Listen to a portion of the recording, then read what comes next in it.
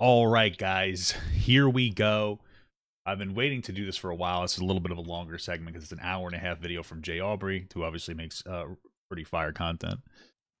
And I'm ready. I'm ready to react to Just Pearly Things, some Manosphere content, wearing a Star Wars shirt because it gives plenty of ammunition to people who don't like when I criticize Manosphere. They just tell me I look like a Reddit mod. But I don't look like a Reddit mod. I look like a Discord moderator, okay? There's a pretty big difference. Don't insult me. That's all I'm saying. Don't insult me, guys. So yeah, let's get this party started. It's about Pearl Davis, formerly Just Pearly Things. It's called The Tragic Tale of Just Pearly Things, the Un-Pickable Pick-Me. Let's get this party started. Right, Pearl, you'd be called the female Andrew Tate. How do you plead? I plead guilty. People think I'm insane because I That is loud. Holy moly.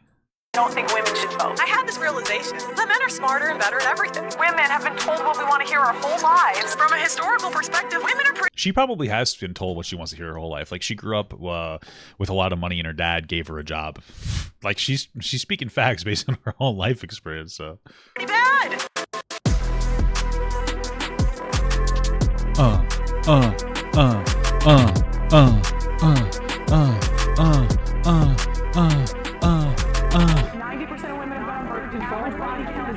Based. I understand the complaint. Yeah, the complexity. When you search the word pearl on Google, you get the definition of a small, glistening sphere formed within the crystalline shell of an oyster, highly regarded for its beauty and rarity as a jewel. A little bit of irony there.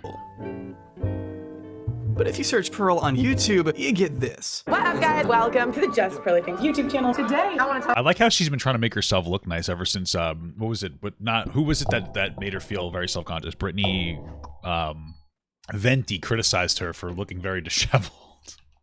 And then all of a sudden she started like really dressing nicely, which I find so interesting because for me, I like to go with what I call the Bernie Sanders Riz effect. The Bernie Sanders Riz effect is just when you look like you kind of just woke up. Look at Bernie Sanders. It looked like nobody helped him get dressed, and for a politician, that's rare because usually every minute aspect of that individual is completely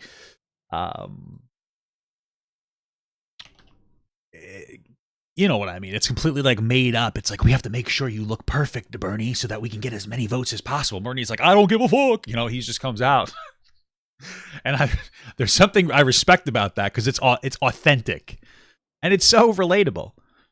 Because I'm not trying to do my hair when I wake up. That's why I don't have any. It was my choice, okay? Talk about why women are dumb, how women realize that the only way we can be great at things is under the authority of a man. Just Pearly Things is a 26-year-old YouTuber, TikToker, and social commentator with a knack for anti-Semitism who isn't afraid to give her opinion on the appearances of teenage girls, all in an effort to promote the red pill. Yeah, it's all in an effort to just stay popular. I don't think that anything that she says is genuine. Because it's just not. Like, she's not really she's just saying things for attention. Like, she has nothing left but to say things for attention, which is a sad life. But it's the reality. Like, realistically speaking, I'm doing this because I'm like looking for some fun content to do. But like, if we just stopped talking about Pearl, the world would be better. She wouldn't have any attention. There's no value that Pearl provides outside of being as provocative as possible for attention, So I guess by even engaging in this, I'm helping her. Honest, if you think about it.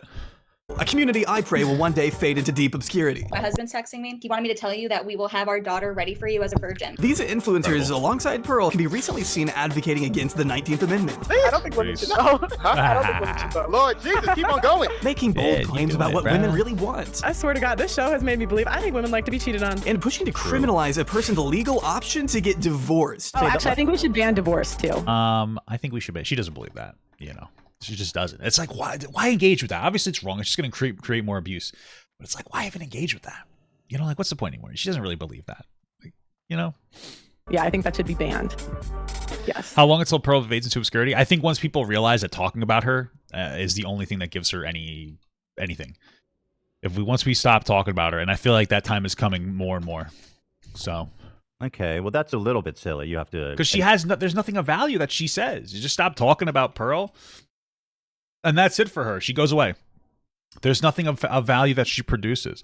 She just says women shouldn't vote. She doesn't mean that. She doesn't care about that. Well, I think women are dumber than men. She doesn't think that. She doesn't care about that. I don't think that she cares. Like, I don't think that she's thought critically about any perspective she has. It's just a provocative take that keeps giving her attention. And at a certain point, if people just start ignoring with it instead of trying to engage with it intellectually, she's just gonna go away. But people like get. I mean, that's the thing is that people get so triggered when she says stuff like that. It's like, okay, like who cares? She doesn't mean that. There's no value of her words. There's no impact if you just stop paying attention. She's not some kind of a thought leader. So, Acknowledge that, right? No. Something you'll hear these people often espouse is that women are expected to adhere to a very strict set of arbitrary guidelines in order to be considered desirable or high value. This is a notion Pearl subscribes to as well. Only the difference between Pearl and her contemporaries is that she, if you haven't noticed, is a woman. A token of femininity floating across a vast sea of testosterone. All right, relax. The Pearl's got a lot of testosterone. I don't know if she's a token of femininity. I think that's a bit of a stretch. Yearning desperately for a crumb of credibility, even if it means existing only to attack and demean her own group. Which is a long way of saying Pearl isn't like the other girls, because she's worse. Let's just be honest. We're basically like big kids, right? That can just be propagated and like you can push us to do things. By feeding into the delusions and biases of the most annoying people on the planet, Pearl gets to go. Girls are big kids. By the way, guys, I'm a man and I own cars. I used to own little toy cars, but now I own expensive real cars that produce very little value. Because if you really think about it, everybody's like, oh, I want a really nice car. I want a really nice car. I think it's so cool. I don't want a nice car. I want a car that runs well. I don't want it to look nice. Because here's the thing.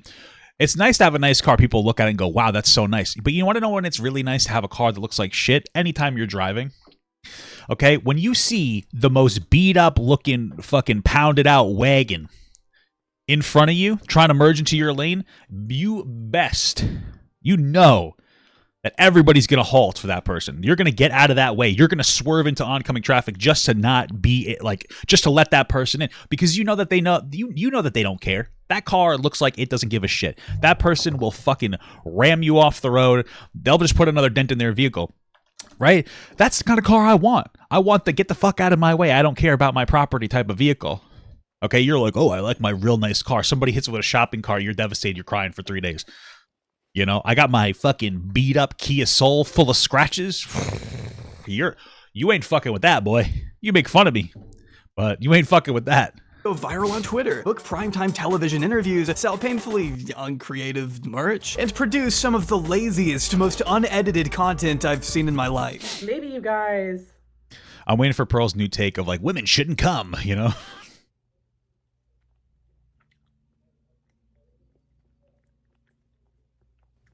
Incredible. Typical Papa Gut moment. Wow, typical woman, am I right? Just kidding. Okay. I can't find it. Maybe she genuinely sees her work as an act of good. Or maybe it's possible that Pearl is only doing all of this to feel a sense of pride and acceptance that she herself has never received. Because believe it or not, Pearl wasn't always like— I think that she grew up and her mom was really mean to her and her dad was nice to her. Because she talks about how her mom was like kind of mean to her when she was growing up. And she was like losing weight and shit. Her mom was always like, oh, you're, you know, basically criticizing her for her weight. So I wouldn't doubt that that's part of it. Like this. Before all the hate and desperation that plagues her image today, Pearl's life actually seemed far less polarizing just a couple years ago. Hey guys, today I am here with my sister Eva, and she is going to give a chicken coop tour. Okay. I don't need no validation. I don't need no validation. Yeah, you don't need no validation. Except from TikTok. Ah! I think that people who say, oh, she was making a little joke there, but I really think that people who say they don't need validation, they obviously need the most validation. Everybody needs validation. I need validation. I just don't need it from you. I really just need validation from my wife. That's it. As long as that's validating, I don't care. And I think that's normal. A lot of you guys have been asking questions. So I kind of ended up being like a full-time TikTok, like YouTuber by accident. I can't actually show you any of Pearl's original TikToks because her first account was banned, along with her second account, her third account, her fourth, fifth. Yeah, you get it. Pearl gets banned a lot. 2 years of work, 900. Yeah, true. I mean, I feel that as well. I feel that as well. I just started getting into clip work again. I'm feeling confident about it. You know, my current account is not banned, but it doesn't exactly have monetization. So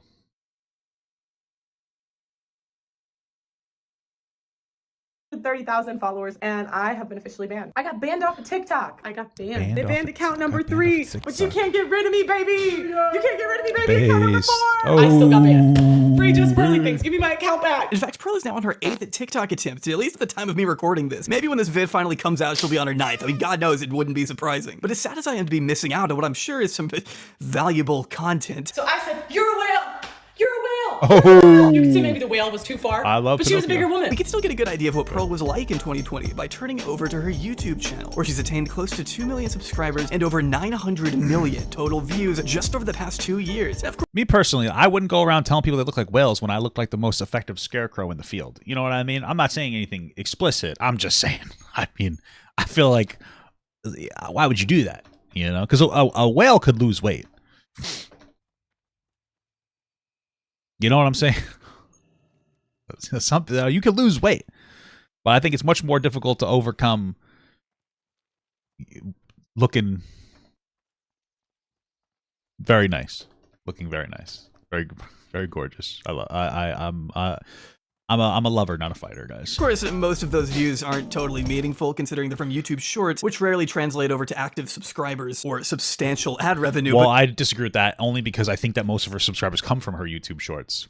It does create a revenue though; it's decent money, but I don't think that it creates video engagement necessarily. Like you look at her, she's got 1.8 million followers. And you know, she gets okay views. Like, look, 50,000 is good. I mean, 8,000 only here. She posts a lot, so she's making good money, but it's not really relative to her overall subscriber base. Whereas if you go onto her shorts, they're probably higher views. Oh, they're not actually. I thought that they would be, but I feel like that's getting her like 181K. That's getting her followers for YouTube Shorts, but they're not engaging in her live content, which I think is a fundamental issue. Excuse me, with the way YouTube operates, in general. It'd be interesting if they were able to figure out. I mean, maybe they do parse through it in the algorithm. It just doesn't communicate itself in the numbers. But it would be interesting if there was a way for them to separate like shorts viewers and shorts followers from video viewers and followers. Because then I think it would probably display pretty well in some kind of a split. But we'll discuss all that in a bit. It's true that Pearl owes much of her notoriety to the likes of Andrew Tate and Fresh and Fit, who she has collaborated with on a number of occasions during her tenure in the Red Pill community, podcasting alongside inebriated sex workers, sex traffickers, and Nazis. Welcome, Nick Fuentes. But when we look back on some of her earliest uploads, we can see Pearl was actually once pretty far removed from the characters who make up the manosphere. In fact, I doubt she even knew who any of them were back when she was making things like My First Vlog, A Trip to Florida, Chicken Coop Tour, wrong spelling, and Mansion House Tour, 10 bedrooms. Okay, so I'm gonna show you the front of the house. See, Pearl herself comes from a very wealthy, sheltered background in Chicago, with both of her parents, Dan and Jennifer Davis, being quite accomplished software engineers in their own right. wow, Jennifer being listed she looks like Vicky Guerrero from WWE. That's not even like an insult. I'm not saying it's a bad thing. I'm just saying she looks like that. Am I wrong or what? It's interesting.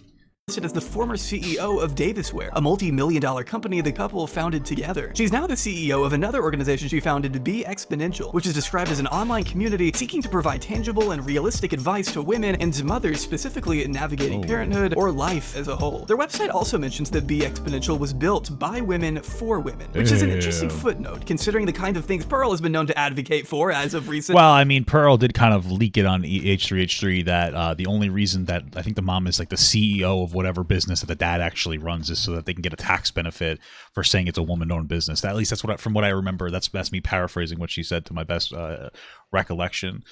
So it doesn't necessarily. It's not necessarily counter. It's not necessarily a counter to what she actually believes or her mother actually believes, but it might be. I don't know. For instance, Pearl believes men solely built society by themselves. Therefore, it must be impossible for women. Hey, men built society by themselves. That's how they push all the babies out of the tip of their dicks. I understand that men tend to like build the infrastructure, and historically men are stronger in general. So like they have the ability to, you know, do more physical labor, obviously. But I don't understand this complete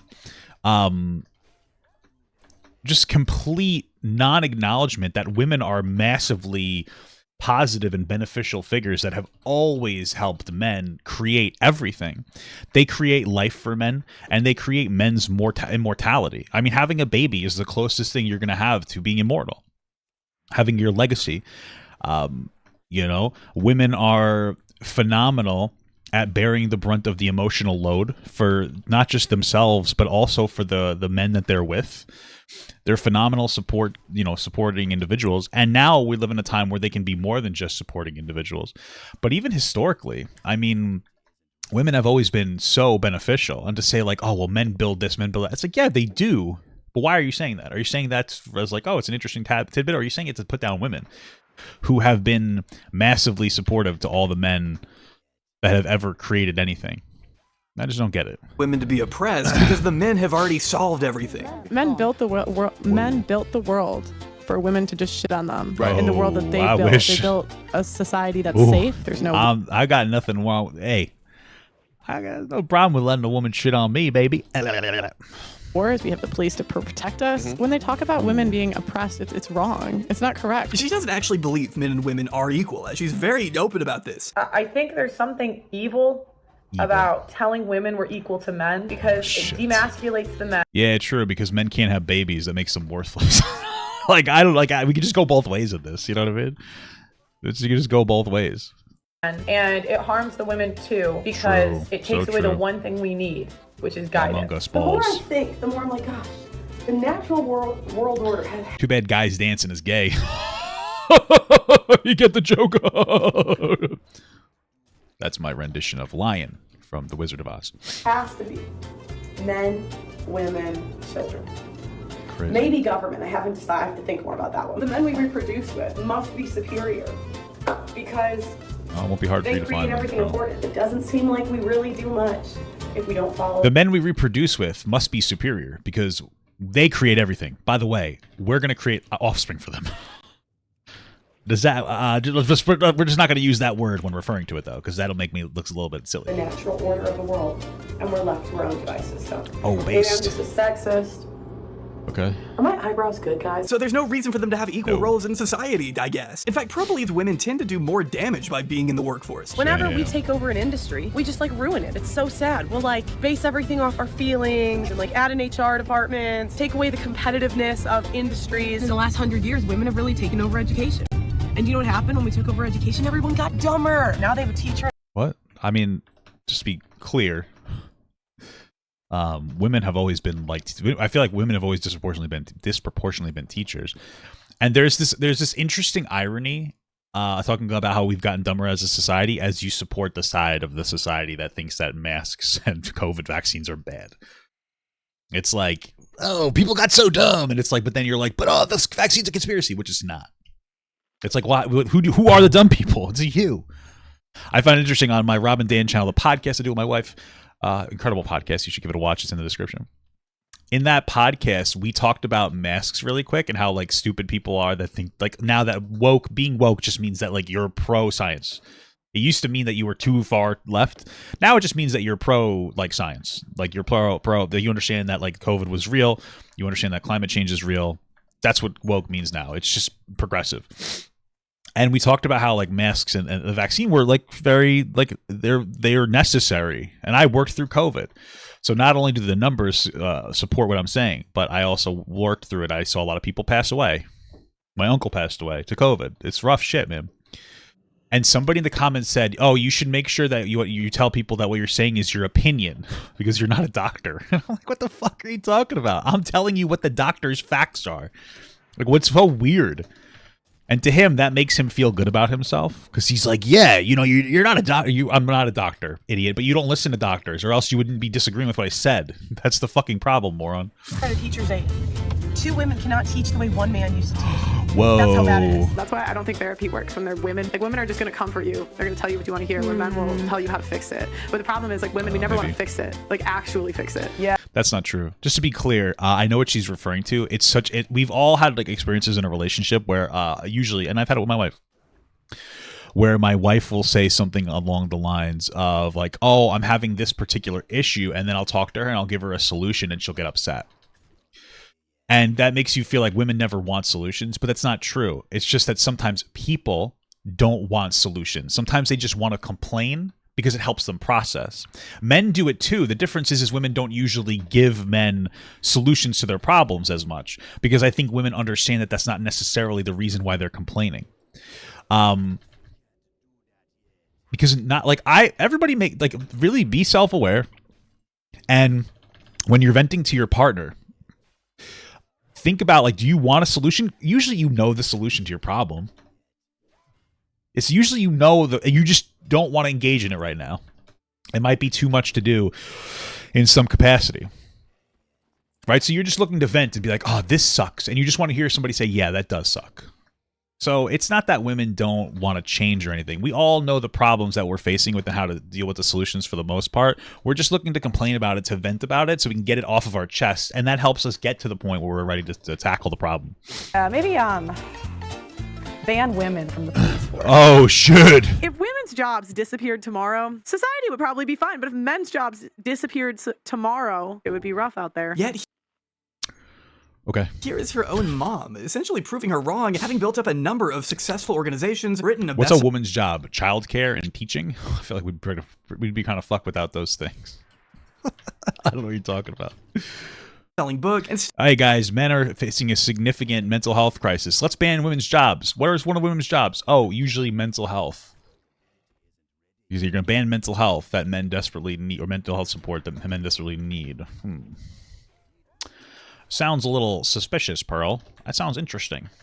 Still managed to look after and provide for 10 children all at once. Though Pearl has also attempted to weirdly diminish her mother's accomplishments and role in the company. H3's so stupid, they didn't realize my mom was president of their company, but my dad was the CEO. Oh, yeah, well, that's because she was referring to the fact that, like, her mom,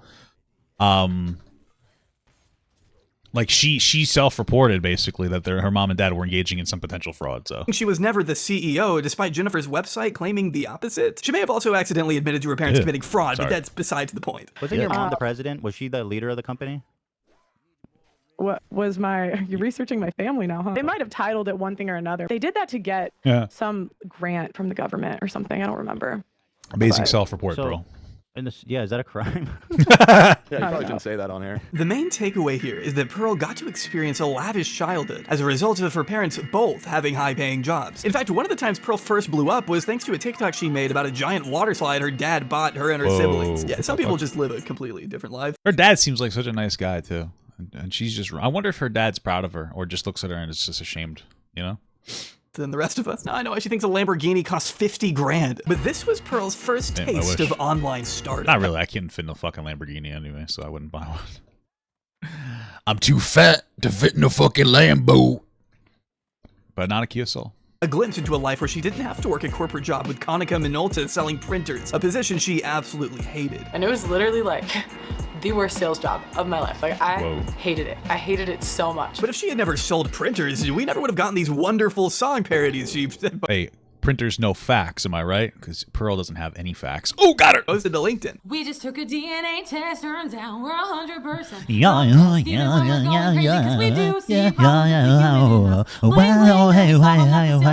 I'm starting to see why she did. What do you guys think? You think that we should work together? You think you think we should have a singing collab? I think it was pretty good. Hated working there. You should call me on my work phone. Yeah. All day when you need my love. Call me on my work phone. Sorry. All day when you need a friend. And I know when that one things. Who's supposed to pay one pay?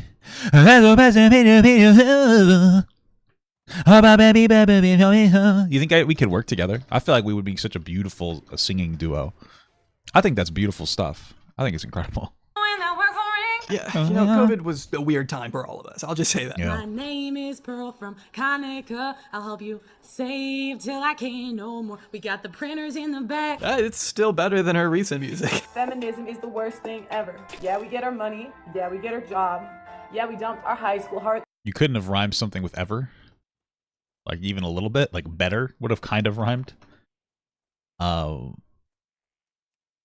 You know, like, feminism is the worst thing ever. Let's give women lots of rights. Never, you know.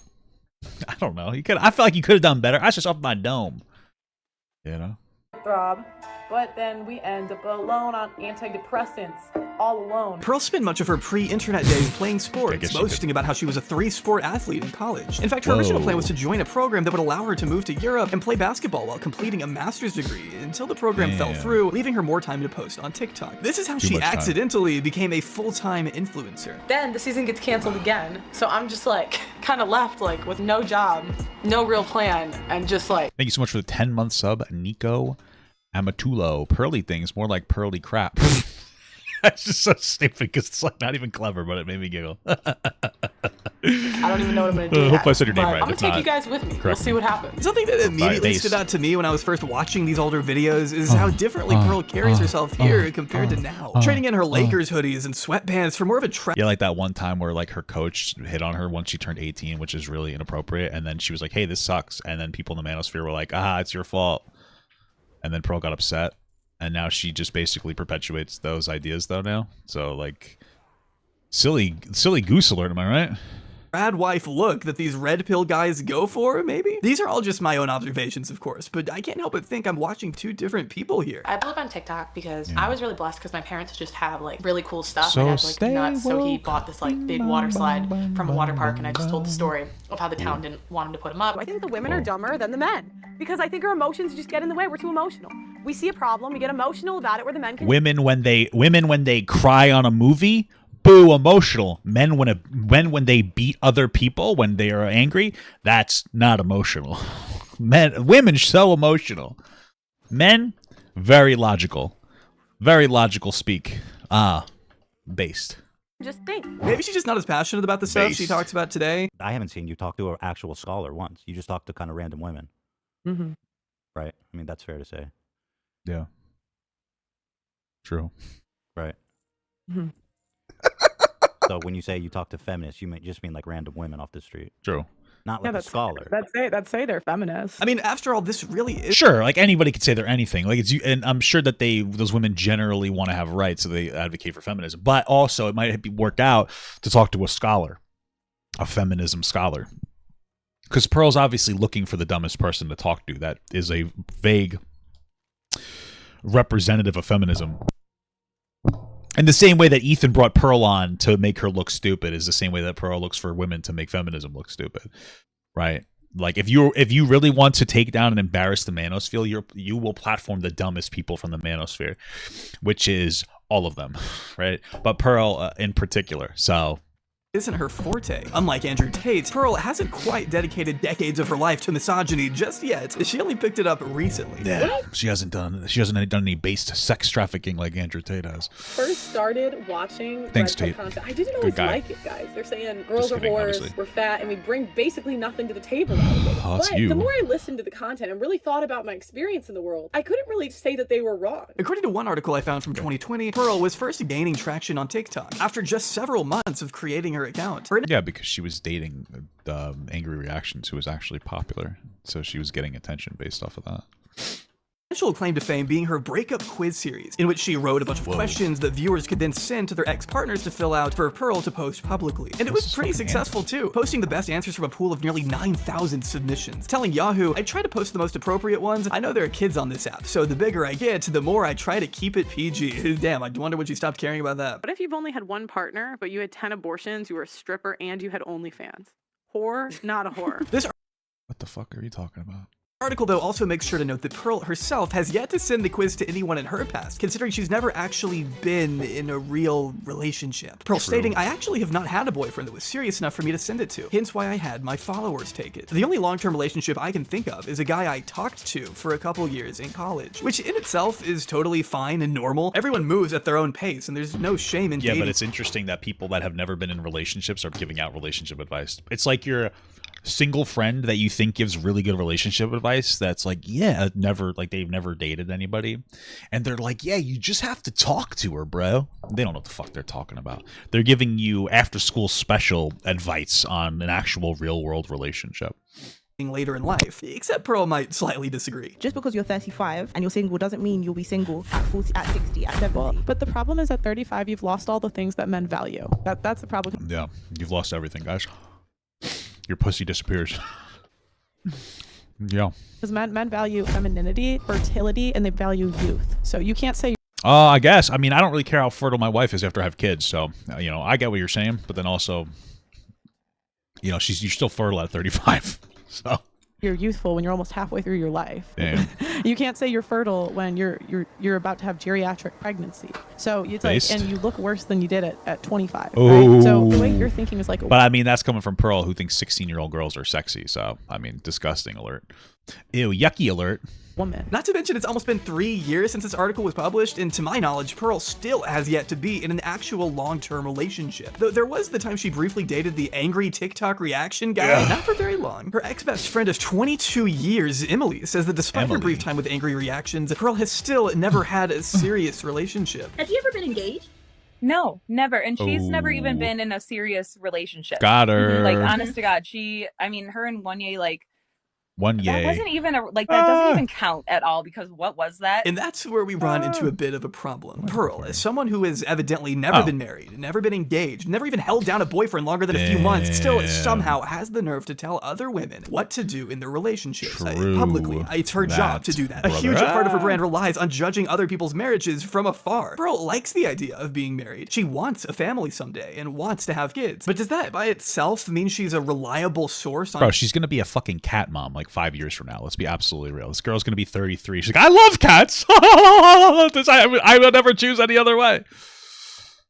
Now that's literally gonna be Pearl. Like, that's what's gonna happen. I love my cats so much. And how a marriage needs to work. What exactly? And she's gonna hire like a pool boy with her dad's money and like her house that she got because of her dad. And she's gonna like flirt with him, and then he's gonna be like really weirded out by her and file a sexual harassment lawsuit.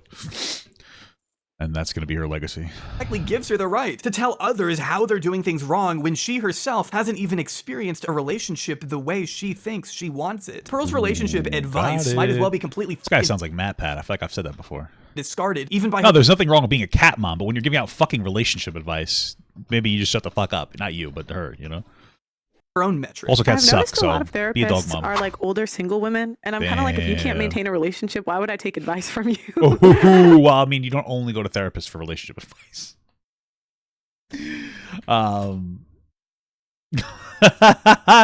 Okay, so I mean, I feel like maybe you're going to female therapists because you're a woman that needs more therapy, right? And there's nothing wrong with that.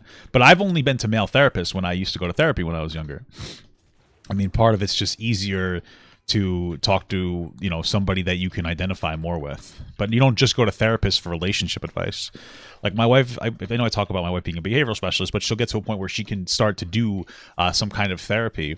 And she's not going to work as a relationship therapist. She would probably be a therapist for people like in the IDD community. You know what I mean? So you're going there for that, Pearl, probably. But that's kind of... That's because that's what you desperately want.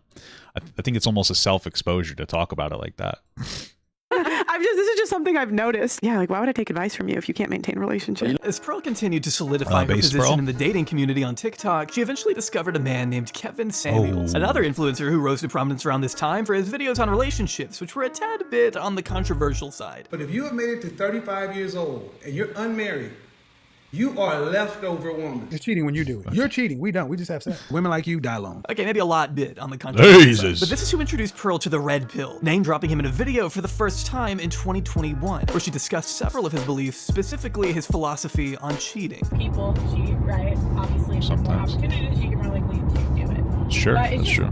Weird to me because when I grew up, like, my dad was never like that. See, a lot of this stuff was extremely foreign to Pearl, given that her dad never fit the mold Kevin Samuels often talked about in referencing men. Her dad never drank, never smoked, never cheated, so this kind of rhetoric coming from the manosphere was like a glimpse into a whole new world. It sounds like Pearl had like a nice, had a nice dad, a nice father figure. How did she slip down this path with like a dad that seems to be like very family oriented? One that Pearl was clearly willing to explore. This video in particular may seem from the title that she's challenging Kevin's beliefs, but she more so just kind of says a bunch of words for 5 minutes. I think a lot of people cheat because of like situations that they put themselves in. So I don't know if that's like a disagreement or what. In my notes, what does that mean? Does she expand upon that point? I mean, maybe, but that's such a vague thing. It's like, I like to color because it feels nice. It's like, oh, okay. You know, thanks for letting us know. You know what I mean? Where there's nothing particular deep about that point. As for this one, I just wrote down, God damn, she rambles. She doesn't even make much of a point here, LMAO. That's funny. No. I'm half paying attention to driving, half paying attention to you guys. To further acquaint herself with this community, she Based very woman much driver. began consuming as much of their content as she could, listening to their arguments. Yeah, because she probably got attention from that video after Kevin Samuels talked about her, and that made her feel like she wanted to ingrain herself in the community. You know, because I think to her, it's just about getting attention, not necessarily having positive attention or correct attention. I don't think that she cares about that. She's more like the short-term success type of a category. So regurgitating their talking points on her own. But she's not self-aware enough to be like, okay, I want people to pay attention to me, but I want them to pay attention to me for like good reasons that, you know, where I'm proud of myself and the way I represent myself. I don't think that she engages with that. I think it's just like, oh, people are paying attention to me, you know? Platforms. Okay, fourth thing I've learned from the manosphere, and I'm not going to talk about if this is true or not true. Women are always willing to leave you for a better option. Women today are less marriageable than ever before. Like, women can and will take all of your money. Women will. So you're not going to talk about this being a fact. You're just going to say you learned this. This is nothing that you learned. Are there women like that? I'm sure that there are. Just like I'm sure that there are men like that that'll leave you for something better. I mean, we're seeing how many, dudes are cheating more than girls are in relationships and like fucking their secretaries because they find those people to be better. So men and women do the same thing. People who are not loyal. It's not a men or women thing. People just do that. It's shitty behavior. Like why gender shit behavior like that?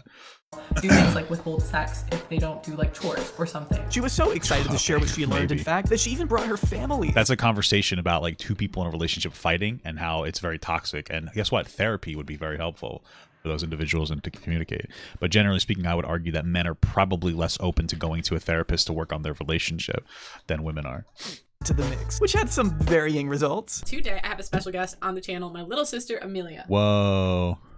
She's super excited to be here. I'm going to be showing her some of Kevin Samuels' savage moments because she would not she was not willing to sit down for a full clip. So yeah, her sister does not give even a single fuck. Just please let her go. Do you think women get upset at men a lot? Depends. Do you think they say things like men are trash a lot? Do you think that's okay? Sometimes. Really? Depends on the guy you're talking about. Do you think, but in general, do you think that's okay? Like men are trash, like just in general? I don't know. I don't really have an opinion on that kind of stuff. I mean, sitting your third. I feel like most people just don't care. Like sometimes men are trash. Sometimes women are trash. It's a cope usually when you get hurt by a man or a woman to say something like that. Is it right? No, but I mean, okay. You know, who cares? 18-year-old sister down in front of a laptop and forcing her to watch Fresh and Fit is bad enough. They're kind of that's like torture. They're kind of players a little bit. You ready? I'm so attracted to these player black men. I love black guys. That's what she's thinking. I think that she's just fetishizing people in the manosphere because there's a lot of black men in there. Nothing wrong with that. You know, that's not a negative statement. It's just an observation, YouTube. Okay. I think that she likes black guys, honestly. I think that she's drawn to those men, and that's literally, I think, a huge part of her factor for being in there. I think she probably finds like Kevin Samuels attractive. Maybe she wants a guy that juxtaposes her own dad. Her dad seems like an actual good guy that respects women, and people in the male sphere in general, regardless of race, tend to not respect their partners. And maybe she wants somebody who will just treat her like shit for some reason. Maybe it's because her mother treated her very terribly and made her feel like less than, which is something that she expresses her frustrations with. But it do be true. Stop looking like I'm torturing you. Why the hell are you going to pay full price for a goddamn car that's been used? If I'm going to invest into you, I need to know you are not used, man. What does your YouTube feed look like? Wait, what does that mean, use? Like, you're not going to fuck anybody who's not a virgin is just creepy to me. I'm only going to fuck virgins. I'm 35 years old, so I'm only going to fuck kids. That's what you're basically saying. Like, I understand not wanting a high body count, but, I mean, Jesus Christ. I think women are more like a home, right? They're less than like a car. Value goes up depending on the location, the real estate, you know?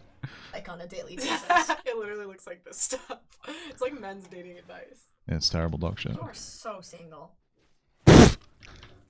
Okay. Someone had to say it. But why are you also exposing her to the repulsion that is your community? I mean, these comments are insane. She has no life in her. She's gonna do hard drugs when she gets older. She for sure is not attracting anyone in life. She will die alone. I'm not sure if she's strictly heterosexual. Your sister is clueless. Like, no man, she's just a teenager who doesn't want to watch Kevin Samuels videos at 2 in the morning. Is that so unreasonable? So that was Kevin Samuels. What did you think? Okay. Did you think what he said was true or false?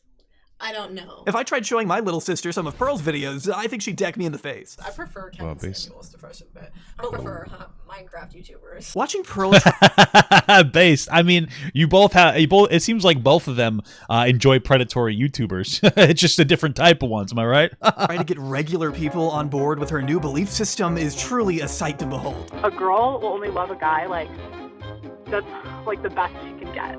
But if she has a better option, like that makes more money, is more attractive, is like. I feel like men and women, they just go for the best option, quote unquote. And there's like a multitude of different factors. It's more than just money or looks. And then usually they'll build and stay with that person. And part of the factor of what makes somebody the best is building with that person. Like I can never replace my wife because we've built so much. We've been through so much together. There's no replacement for those experiences, right? Sorry for I guess an intelligent Katie Dwander became a member. Hey, thank you so much for the membership. Sister, brother, It's a better all-around option. everybody's a to leave brother. her current like boyfriend or husband for them. I mean, just here, you can tell her friend isn't nearly as invested in this conversation as Pearl is. Basically, the candy store analogy is like sex is candy, and girls get it right away. But most guys, you don't have access to sex till their late 20s, early 30s. Okay. So if you get married like before that, they think that like girls should put up with cheating, basically. I know, because like it's not fair to the guys, because like now at 35 they finally put out their money right, they got to the gym for 5 years, did all this stuff, now they get to have sex with a lot of people. So why?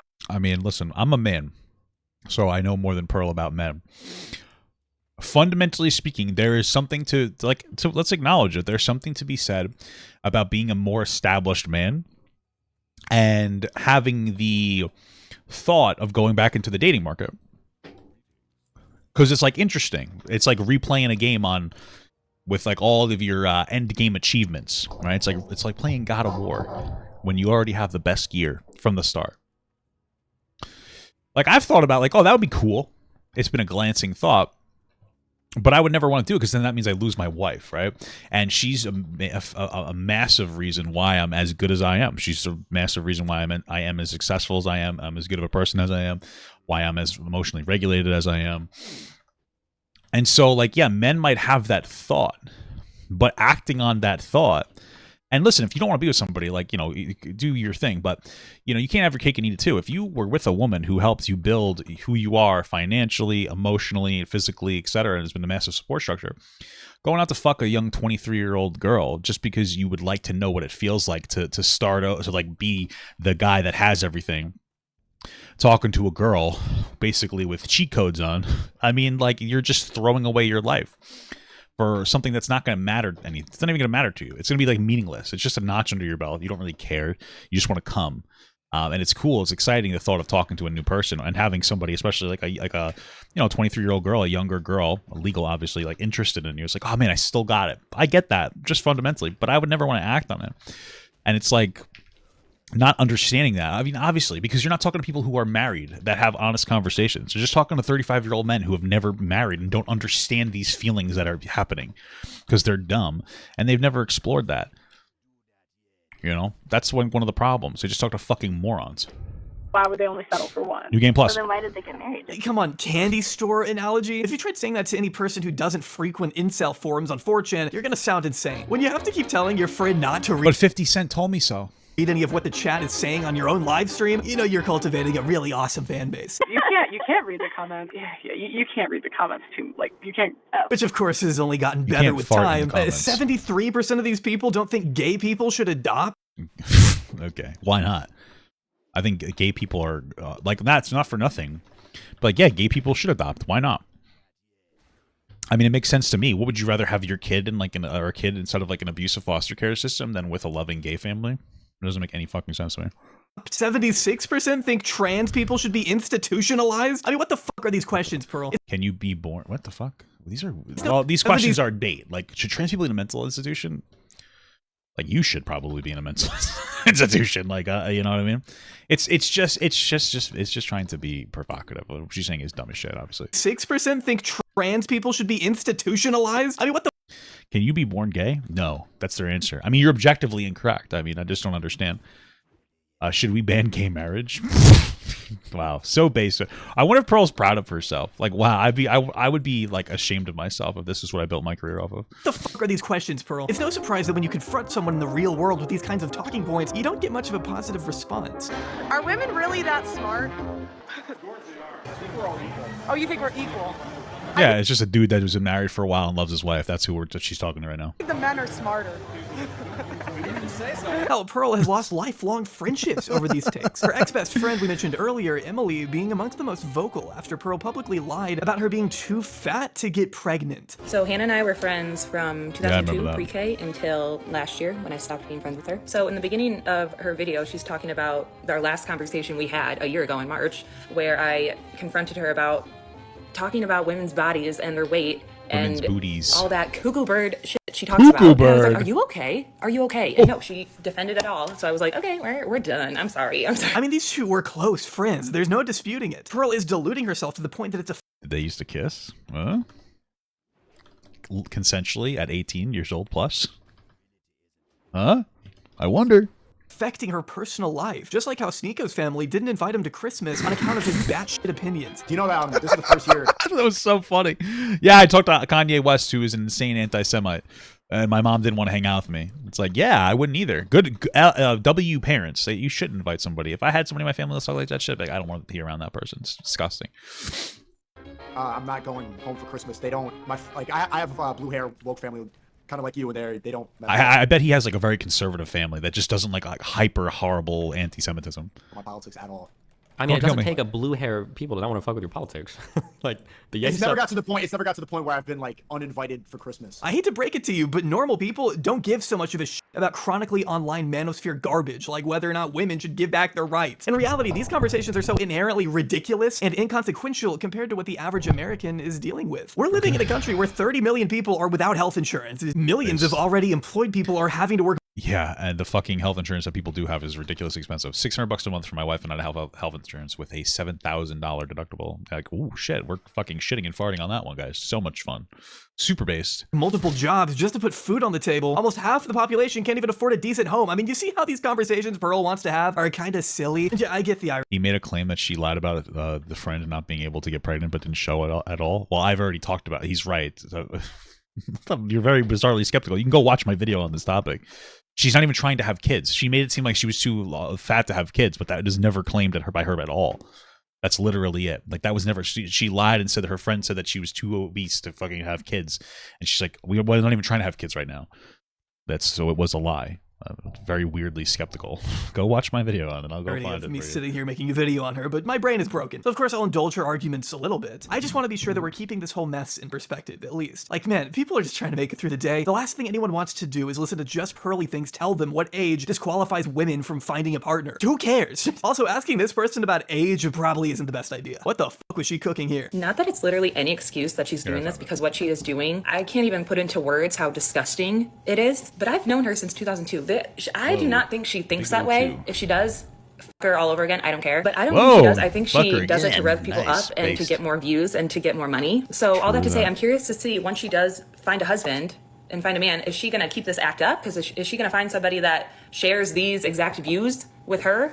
Or is she going to meet someone and be like, okay, I don't actually think this way? According to both Emily and Angry Reactions, Pearl's bizarre obsession with churning out the most mind-numbing takes imaginable seemed to happen overnight. Because a lot of people be in my comments be like, she had to have been like this when y'all was dating. Bro, no, she wasn't at all. She was not like this, bro. I mean, we know she used to be normal-ish. What happened then? How do you go from making such innocuous vlogs with your family to outright pandering to the lowest form of men on Twitter with no shame? Well, without making any unreasonable assumptions here, we know from Emily that Pearl has been consistently fixated on finding a boyfriend in the past, staying up late into the night, and poring over all the numbers and information she could possibly find in hopes of finally attaining a high-value man of her liking. It's honestly like sad because she was always trying to figure out what could she do to get a husband. I always told her that she did too much research. She was always online, like looking up relationship Pearl, have you ever tried talking to men?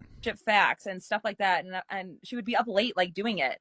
And I'm like, just stop. Yeah, just stop doing that. Like, let's just naturally look for a man. Which again is fine. Everyone deserves to find love. Except I don't know how she expects to do. I don't know. Most guys just want to see titties, so start with that, Pearl. Send some tits out, just not on the first date.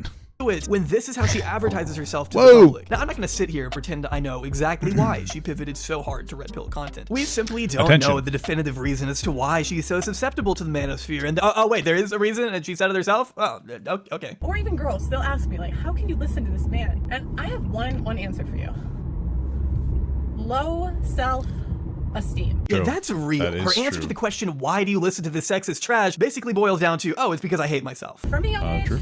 Based. I haven't thought highly of myself. I never thought that I deserved a lot, to be honest. I never thought of myself as a queen. Sad stuff. And I never thought of myself super highly. I'm gonna just be honest here. Yeah, from a young age, I was what you call humbled. Okay, most of my friends, right, were generally like more attractive than me. I was never the hot friend. Most guys, even the average guys, they would ask me about my friend first, and if that didn't work out, then they would come crawling to me. So, damn. Yeah, I would say low self-esteem. That's the main one. And, that's horrible. Yeah, being humbled. That's why I can listen to Manosphere content. This to me is I can listen to Manosphere content because I hate myself. That's horrible. What a terrible thing, man. I feel so bad for her. I would if she didn't go around, disrespecting women. Damn. That's so sad. That's what a tragic, how tragic is that, bro? Jesus Christ. Extremely telling moment, if not a pretty sad one. It reveals how Pearl truly sees herself, and how all the hate and misogyny that the manosphere offers actually confirms all the loathing Pearl has always reserved for herself deep down, which I honestly can't help but pity. When you view yourself with such a little regard as a person, and accept that this must be just who you are, your life becomes so one-dimensional and boring. I mean, who wants that for themselves? This all may sound harsh, but it is so hard to talk about Pearl's content without also seeing how deeply intertwined it is with her own self-image. Her entire persona screams insecurity and desperation, to the point where she has been widely coined a pick-me girl by just about everyone. And you can't blame them because being a pick-me is in the very nature of the character she portrays. Permission? I want to give him permission, but if I chose to go down the path of high-value man, I would know that it's a possibility, and I don't think I would want to ruin an entire family over that. I was super... I'm assuming she's talking about cheating. Like, listen, here's the thing. Why would you ever say it would be okay in some capacity for somebody to cheat on you? If somebody cheats on you and you decide to have that conversation and to stay with that person, that's you and your business. And I don't disrespect anybody who stays with somebody who cheats on them. I would obviously recommend that you set an incredible boundary that if it ever happens again, you're done. But people make mistakes. People fucked up. Life can be very complicated. There can be a number of factors that have an impact on this, right? That being said, it's like, why would you say, like, yeah, if you did cheat on me, like, what, I would kind of just let it go. Like, why would you say that? You're just setting yourself up to be cheated on. You're communicating that it is okay for somebody to do that. It's just a weak thing to do and a dumb thing to do to say something like that. You should instill the fear of God. Right? If I cheated on my wife, I know she would stab me to death. I've accepted that. I respect it. I don't care how toxic you think that is. I respect it. So that's why I'm not fucking around, because I'm not trying to find out, bro. Because there's no rules that exist in society that would protect me from my wife. So that's how I look at it, brothers. That's how I look at it. Love. And I had children with a man, and I was really, really in love with him. He was a good man overall. I think I'd be lying if I'd say I couldn't get over it. We should try to give men grace. I think that's part of relationships. That's part of life. Like, I think if a woman cheats, she's trying to leave you. If a man cheats, yes. It's just like it's like a handshake. Yeah, that's stupid. I would argue that a woman cheating is different from a man cheating. I think for men there is a downplay of how seriously destructive it is to the trust of a woman that you're with to cheat. Because for men, it is more physical, and they don't necessarily have as much emotion connected to it. So I understand the feeling because I'm a man. That being said, it's not just a handshake. It's still a serious violation of a relationship boundary. And men, number one, are supposed to be, respectful and be true to their word. So you quite literally cannot be true to your word and cheat. And like, yeah, maybe a woman exploring outside the relationship, I think it would be more of a sign of something, more serious. But it doesn't mean, like, the way that they talk about cheating is so like, yeah, men, it's not a big deal. For women, it is a huge deal. Where I would say, like, it's a big deal regardless. Men, I just don't think understand as much how destructive that is to the trust of a woman, right? Because they have a different experience with sex, and that's something that men should value more, especially if you're going to set that relationship contract that you're going to be with somebody. You should obviously adhere to that contract and not cheat on somebody and not be like, oh, it's not a big deal. That's just stupid to downplay that.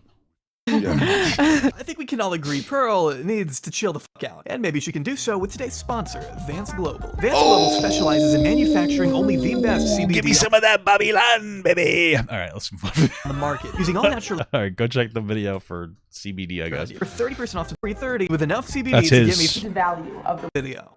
Based. Yeah, but so this is the I mean, with weed legal, why would I buy CBD? Whatever, I don't care. perceived value of the women. And you know, maybe this would be the value of the women if we were virgins and offered men like 7 children. But the why would I actual want 7 value kids? is more like here. You know, I know. Why the fuck would I want 7 goddamn kids? One of me is enough. I already am enough of a fucking pain in the ass to deal with myself. What do you want, 7 of me running around? No, thank you. I'll take 3 tops. It's like, Jesus. That's a little too high. I'm gonna make it lower. Perceived actual. Pearl uploads multiple times a day to her channel, which means we get clips like these on an incredibly frequent basis. Fat chicks have way more complications. They have a harder time getting pregnant. So if a traditional man wants children, you can't pick a fat chick. They're like, okay, if she's already chubby in her 20s, then I have a lifetime of. Well, being chubby isn't going to necessarily have an impact on fertility. Being like obese, like, yeah, for sure. I get that, but usually fat dudes date fat women, so that weight factor is. I don't really think people are like, if I date a fat girl, they might not be able to get as pregnant, so I have to. That's usually not what's going to be happening, right? That's not like a thought that's really crossing a dude's mind so much. I would argue that for the most part, it's more of just like, oh, I'm fat. I like fat girls, like just kind of because that's on my level of attractiveness. So I don't think that there's really a thought of like, will this fat girl produce children for me? I don't think that that's really even a factor that any guy considers for the most part. I also think that dudes are more likely to be okay with a woman not necessarily producing children as much than a woman. But anyway. You know, it is exhausting just how dedicated this woman is to embarrassing herself on such a public level. I mean, just look at these thumbnails and titles, man. Men are not interested in modern women. Modern women got schooled. Modern women will never understand this. And I am not shitting you when I say the words modern woman have appeared in over 600 of her titles over the past year alone. So yeah, you can say Pearl has tapped into her own little niche, which is pretending she knows everything while saying absolutely nothing. Got him. From an 80%, and people dispute these numbers left and right, but you go from an 80% chance of a happy marriage with 0 partners to a 20% with 5+. In one clip titled Pearl I guess, but it's for men and women. That's the part that they usually leave out of that statistic, is that men have just as much of this, has the same relationship with higher body counts. Drops the mic. Pearl blames birth control for turning women into hoes before going on to say no-fault divorce laws have allowed these evil women to ruin their families because social media has convinced them they deserve men they aren't hot enough for. Which might make some sense if you have the dating maturity of a 14-year-old boy. Otherwise, it just sounds like a lazy mess of assumptions and painfully broad generalizations of women who get divorced. Birth control allowed hoes to be hoes. The provider, the hoes don't pick the provider, they pick the Chad. But aren't guys more sexually active? So wouldn't birth control, if anything, be self-serving to men more than women? Pearl, did you forget that part? You silly little stinky goose. And no-fault divorce allowed the host to leave. Then the government funded them leaving. And then social media made girls that are 6s think they're 9s and 10s. They break up their home because they think they can do better. No, I disagree with that. Social media definitely does make girls feel like they're more desirable and attractive than they actually are. You see it all the time. Girls will go onto the internet and they'll like look for attention in some capacity and blah, blah, blah, blah, blah. Right? Like, for instance, when Tinder too, like I used to go on Tinder and like I'm not like the most attractive guy, but I would still talk to girls sometimes that were not as attractive as me because they're easier. I'm not trying to be rude. And that makes them feel like, oh man, I got this guy that's more attractive than me. I must be as attractive as him. It's kind of true. And yeah, you know, but that doesn't make women in relationships feel, you know, some type of way as much as I think it makes women looking for relationships feel like they're too much. And then they try to date the guys that are more attractive than them. And then those guys are like, I was just trying to fuck you. And eventually they learn and they end up going for a guy that's more on their level. So. And they can't. But if dudes would just start posting thirst traps for gay guys, you'd have the same feeling, bro. Because gay dudes, they'll be like, oh man, I love a chubby bear.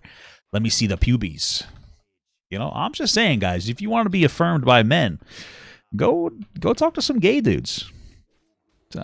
Class dismissed. I mean, how is this meant to be convincing? Some Well, gay dudes. it's not supposed to be convincing. It's supposed to reinforce the stereotypes men have of whatever qualifies in their minds as modern women. Here is Pearl, Modern a woman, womans. saying the things that feed directly into the biases of someone Womans. displeased with women having access to things like birth control, the Instagram, or divorce. Here is a woman reassuring them that they're right without actually citing any direct evidence or examples as to why. And the morons in the comments eat it the fuck up. This chick should win the Presidential Medal of Freedom. Pearl's dad is Chuck Norris. We need smart people like her in Congress and Senate. She's doing the work of the Lord. She should run for Congress. You gotta respect the way these freedom-loving patriots want the federal government to strip rights away from half the population. Why women shouldn't vote? Yes, okay. I would like to tell you how I came to this conclusion. I wanted to know why men were so angry about women. When I started researching the stuff, it was pretty easy to figure out why. 90% of women have been on birth control. 1 out of 3 women has. Why would that upset men? Men don't want to wear condoms. If anything, women on fucking birth control is like a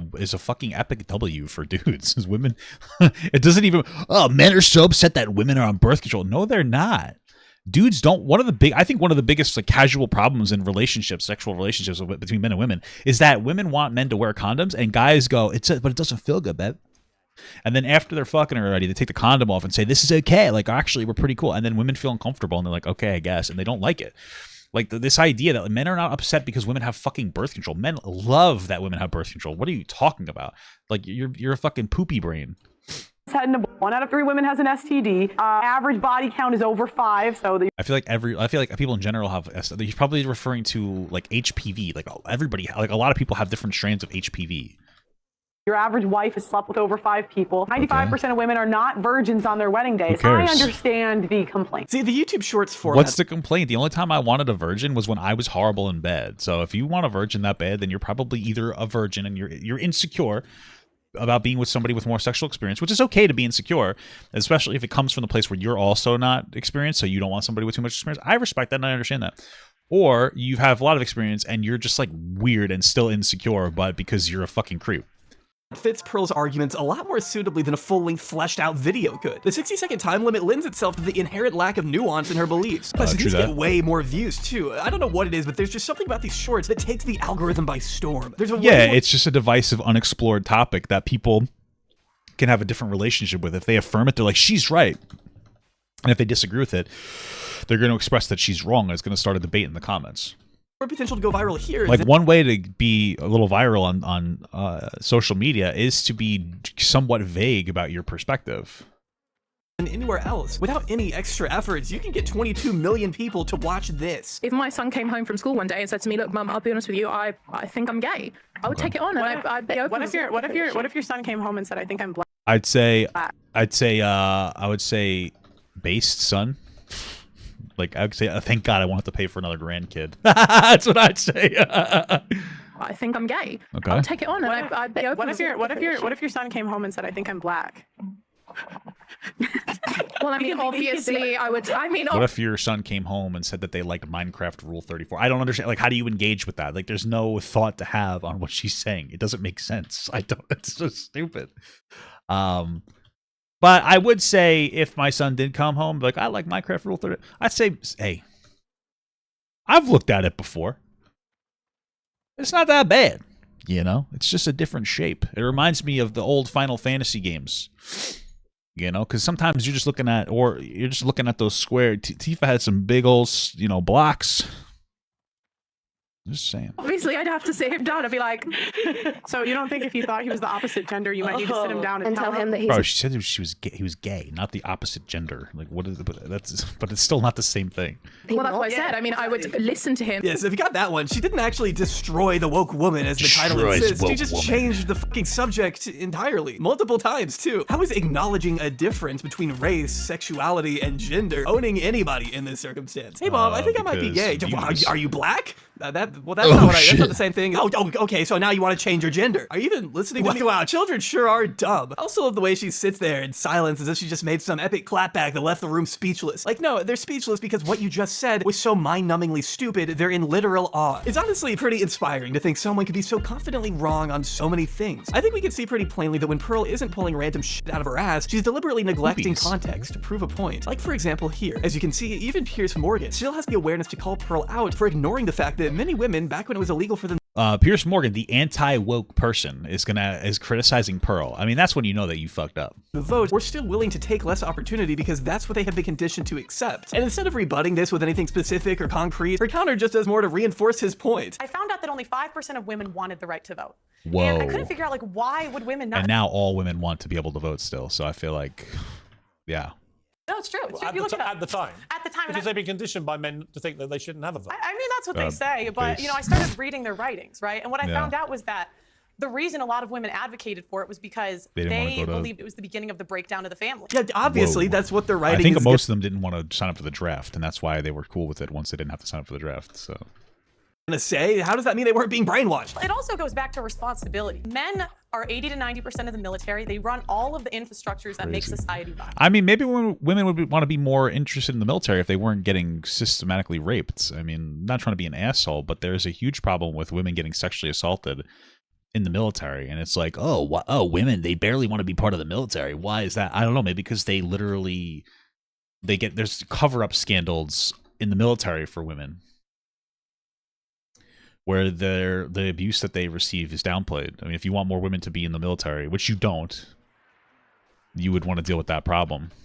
So I just think if we want an equal say in society, then be equal. Go apply to be on the oil rigs. Yeah, I agree with men. Start having babies. If you want to be equal in society, start birthing children. Like, this is a dumb point. Men and women have different things that they contribute to society. Go be a plumber, go be an electrician, go be on the front lines of the military, and then we should have equal rights. But until feminists are willing to do that, I don't believe we should have the freedom without the responsibility. Okay, well, I don't think that I'm physically built for that. You might be. Pearl's position here seems to be that because men supposedly do all the heavy lifting in society, then we deserve certain privileges like the right to vote. Since women are, according to her, not contributing the same as men, they shouldn't get those same rights. But a policy like this wouldn't make much sense because not all men are doing such hard, intense labor. I'm not making this video from atop an oil rig, so would I still get to vote in Pearl land? I guess this is something Pearl realized though, because by the very next day, she was clarifying that not all men should be allowed to vote either. So there you go. We have to define what is the... What was her reason for it? You have to have skin in the game. You can't pay the minority of the taxes, run the minority of the infrastructure, not be drained in the military. Okay, so basically people who pay more taxes should vote more because that's not a recipe for fucking disaster. Yeah. The very next day, she was clarifying that not all men should be allowed to vote either. So there you go. We have to define what is the infrastructure. Farming, manufacturing, transportation, building the buildings, paving the roads. Now remember, women do teaching, we do nursing, but if those jobs those are infrastructure. went away, the infrastructure of society would still run. We would still have food. No, it wouldn't. We, objectively speaking, well, women are a higher proportionality of teachers, and objectively speaking, teaching and education has led to a more productive society. So just removing like those educational metrics, that hurts society. That's an incredibly important and powerful infrastructure. You realize you're just being stupid, right? Like, education prepares people to join the workforce and be more educated. Like, here's the thing. There are jobs out there where there are people who don't have the reading comprehension. Like, maybe they have, and this is something, like, I'm going to be very vague about this, but this is like a personal experience that I've had, that I've seen inside of a job, where there are people who have a 4th grade reading level. And they're still good workers. They're good people. You know, they just didn't necessarily get the same access to education. So they have a 4th grade reading level. However, the different reading materials of that job are usually at a 5th grade and above reading level. And so when you have a society that didn't get the same access to education to be able to read up to par with the material, like what they're like instructions that they're engaging with, you're going to have a difficulty with those people, and that means that generally speaking, they're going to have less opportunity to work certain jobs because they simply cannot read beyond the reading level of like a 14-year-old or lower, right? Like a 10-year-old, whatever 4th grade is. So to sit here and be like, oh, women, like all they're doing is education, it's like, that's pretty important. That's pretty important for day-to-day jobs. it helps to be able to read.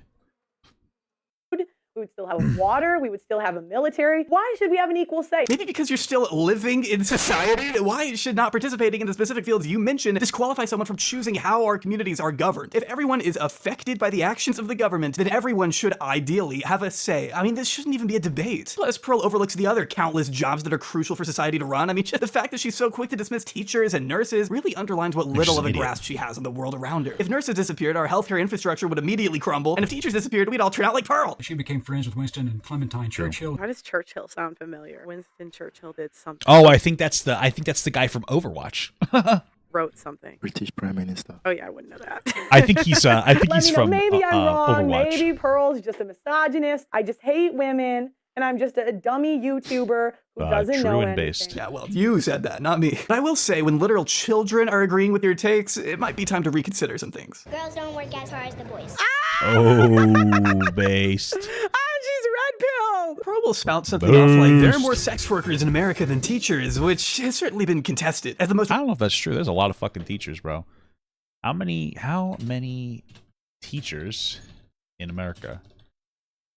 3.2 million. So here's her argument is probably, oh, there's a lot of women on OnlyFans. I wouldn't say that's a sex worker. You're not a professional. You're just showing your tits for like $2. Unless you have like a full-time career out of it where you make enough money to live in some capacity, you're not really a sex worker. You're just you're a cosplayer, right? Whereas there are 3.2 million people that are teachers, 70% of which are women. So let's just say a little bit, 2 million of them are women that are actually making a career out of it, a sustainable career. So recent stats on prostitution from 2016 estimate there to only be a total of 1 to 2 million sex workers living in the US compared to 4 million teachers as of 2023. But let's just be super generous and say Pearl was also counting the 2 million or so OnlyFans creators in her tweet as well. That will put the number closer to 4 million, I guess. But it's clear she's not really going off of any hard numbers. And even if there were more sex workers than teachers, so what? What is Pearl even trying? I mean, what that means is that, like, yeah, there's something negative in our— dude, are you fucking kidding me? I can't get this. That means that there's like some kind of problem with our society. I generally agree with that, but like, what is the problem? Usually it's lack of access to jobs. Like most people don't want to do sex work, regardless of what kind of sex work it is. It's mentally draining. It commodifies your body in a way that I would argue most sex workers aren't necessarily comfortable with. They just feel like they have to engage in it because they feel like they don't have any other opportunities. And the way you do that is by empowering the lower middle class, obviously. Trying to prove here that women are less interested in teaching the next generation and more interested in being sluts? I mean, what is the insinuation? If anything, it would just prove how thankless of a job teaching has become. It's not surprising that people would turn to a job that actually pays them. If you want there to be less women on OnlyFans, Pearl, then you should be advocating for things like higher wages and better working conditions. And a universal basic income. Want women to be teachers in the first place. 2 women cannot teach the way 1 man used to teach. Whoa. They now have a teacher and a teacher's aide on average in classrooms. And it used to be 1 man, and the men used to have better outcomes. Unfortunately, so first of all, teaching has always been a female-dominated field. Second of all, the reason that we have more teachers' aides is because classroom sizes are getting bigger, and they need some kind of a person to help them with some menial tasks. Well, maybe not menial, but some tasks like grading quizzes and whatnot, and collecting papers. It's just like she's never engaged intelligently with anything in her entire life. Fortunately, there isn't a whole lot of data on this subject in general, and I have no idea which study Pearl could possibly be pulling from here. I wonder why that is. None. She's just made a dumb fucking claim. The Center for Global Development lists the results of a few experiments from several countries, noting that in Ecuador, children were randomly assigned to teachers for 4 years, and researchers examined the impact of teacher gender on math scores. They found that teacher gender does not affect the math achievement of boys or girls, with similar results coming from other countries like China as well as Korea, where female students perform substantially better on standardized tests when assigned to female teachers. As far as Western countries go, the CDG notes that studies tend to find little or no effect, other than at least one from the US that found a positive one. And that's just me going off whatever studies I could find. I am absolutely lost in figuring out where Pearl is getting her information. But who am I to question the omniscient foresight of the all-powerful Pearl Davis? In fact, she's actually somewhat of a psychic. That's right, this woman can see directly into the future. Zendaya's gonna leave his ass. I can see into the future. I will never be married. Right? Her hypergamy is gonna get the best of her. I'm sorry. Zendaya is like a sweetheart, and I think a lot of like high value men are gonna be interested in her. It's not that Tom Holland isn't a high value man, he is, but I just think more high value men are gonna be interested, and I think she's gonna go for it. I give it 6 months. To know the exact inner workings of men are gonna be interested, and I think she's gonna go for it. I give it 6 months. Oh, they're still together. Okay. To know the exact inner workings of a celebrity's private dating life is certainly an impressive talent to have. What an amazing fountain of knowledge Pearl is. Except she's so far removed from reality, it makes me a little worried. Just take her incredibly weird and intrusive video here, where she speculates on Tom Brady's divorce from his wife Giselle. Once again, blaming their— Maybe it's because Tom Brady's kissing his fucking kids on the lips, bro. I don't know. It's fucking weird, dude. Separation on the fact that Tom was making less money playing football than Giselle did as a supermodel. Giselle and Tom divorced last year. Now, there are a couple Whoa. of warning signs that a woman is going to leave your ass. Number one is if she out-earns you. Most women have a modern mindset where they think they are better than a man because they out-earn him. You don't. I think it's interesting because if you look at the data, it seems that women do prefer men that make more than them. Absolutely. What I find interesting is that there's no intelligent conversation that Pearl's engaging in. It's just that, oh, women make more. It must mean that women making too much money is bad. Whereas I think that there's a whole conversation to have about that, about the way that that makes the man feel. Like, you know, I imagine women probably want guys that make more money than them, but also I feel like men feel incredibly insecure about making less money because they feel like they're supposed to make more. And both of those things are probably a factor that weighs on the relationship, right? That mental health struggle of the man not being confident in himself and feeling less than and feeling battered and broken down and beaten. I feel like that's also a factor, but you know, we're not going to consider that. We're not going to consider the fact that men will feel insecure about making less money, and that might be a stressor on the relationship. And if they just had more relationship confidence, maybe that wouldn't be such a big deal for a lot of people in those relationships. No, the reason for their divorce. So what are you even saying? This is something Pearl has suggested in the past, that women who out-earn their husbands tend to leave them. That's one of the #1 predictors of divorce. If a woman out-earns her husband, she is more likely to leave. But there's a reason Pearl doesn't cite any sources when she says things like this. According to sociologists from the University of Wisconsin-Madison and the University of Pennsylvania, the divorce rate for couples married in the 90s with female breadwinners has fallen to just 4% higher than those with male breadwinners, which is a massive improvement compared to couples married in the 60s and 70s who were 70% more likely to divorce when wives earned more or the same as their husbands. Marriages with female breadwinners are actually succeeding way more today than ever before in the past. But that's not the kind of context Pearl would give you because it doesn't fit her overly simplistic view of the world. By ignoring the circumstances around a set of data, Pearl will often use real numbers to arrive at a faulty conclusion that fits her narrative. Not to mention there's basically zero indication that money played a role at all in Giselle leaving Tom Brady. Back in reality, Giselle has stated, sometimes you grow together, sometimes you grow apart. When I was 26 years old and he was 29 years old, we met, we wanted a family, we wanted things together. As time goes by, we realized that we just wanted different things, and now we have a choice to make. And that's basically all we know. They've otherwise kept things pretty That's a pretty normal thing for people to like, if they sometimes you just don't grow together, and that's some sad shit. And yeah, that's it, man. So it's for a reason. And I don't think we should know anything more than what they're willing to share, nor is it appropriate to speculate. And it's I don't think they should share anything. It's not really any of our fucking business. Isn't appropriate to manipulate their story to fit your own agenda in front of 500,000 people. Now, why is it rumored that they divorced? Oh, he was working on his career too much. But the funny thing is, if the men were not working on their careers, we would not want them anyway. And what you can see is this is a control tactic of mob. I mean, I think that there's, again, obviously there's so much nuance that's missing from this. Like, yeah, for sure. You know, you want somebody who works on their career, but at the same time, sometimes, and I think that men do this more than women, you focus on your career a little too much, even when you're in a comfortable spot in your career, and it makes you kind of neglect the people around you, whether it's your spouse or your children. You know, sometimes guys will get so caught up in making money that they won't be as present in the family. And I understand as a man, like that feeling, that ego feeling of like, I want to work hard. But sometimes you have to have a work-life balance, like a work-home life balance. And if you don't have that, you know, people need that physicality and that love in their relationship too. And you have to make sure you don't just work on your job, that you also work on you work on that aspect as well. So it's something to keep in mind.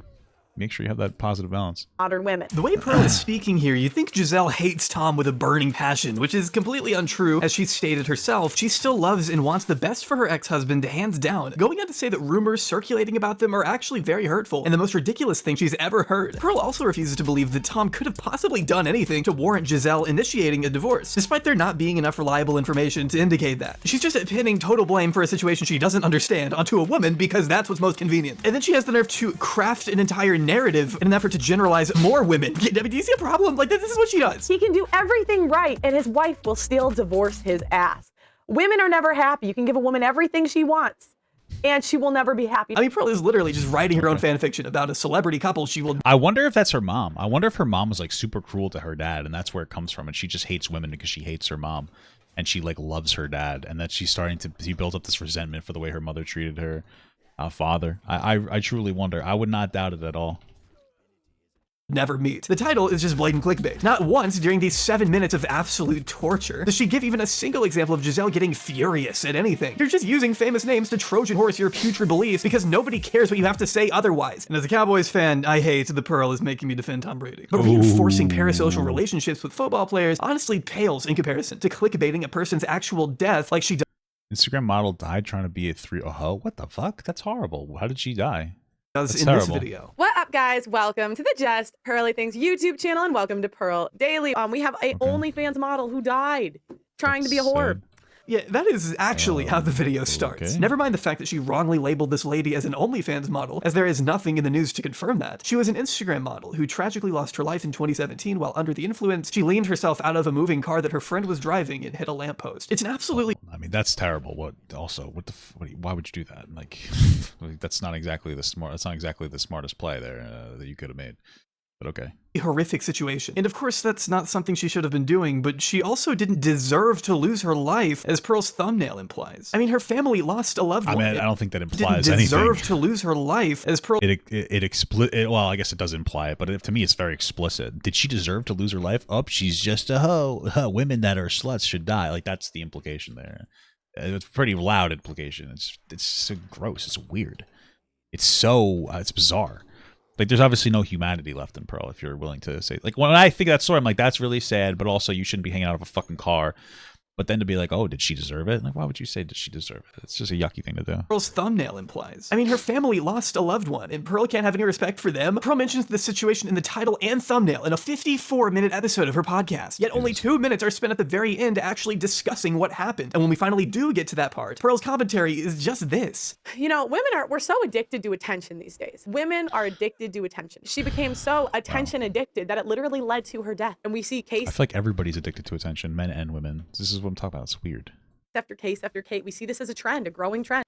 More women getting so addicted to social media that they ruin their marriages. You know, they don't watch their children, and they literally die for attention. I find it interesting that you're like, women are just looking for attention all the time. By the way, it's okay for men to cheat. Is cheating not men looking for some form of attention and validation, even if it's sexual? Like, yeah, of course it is.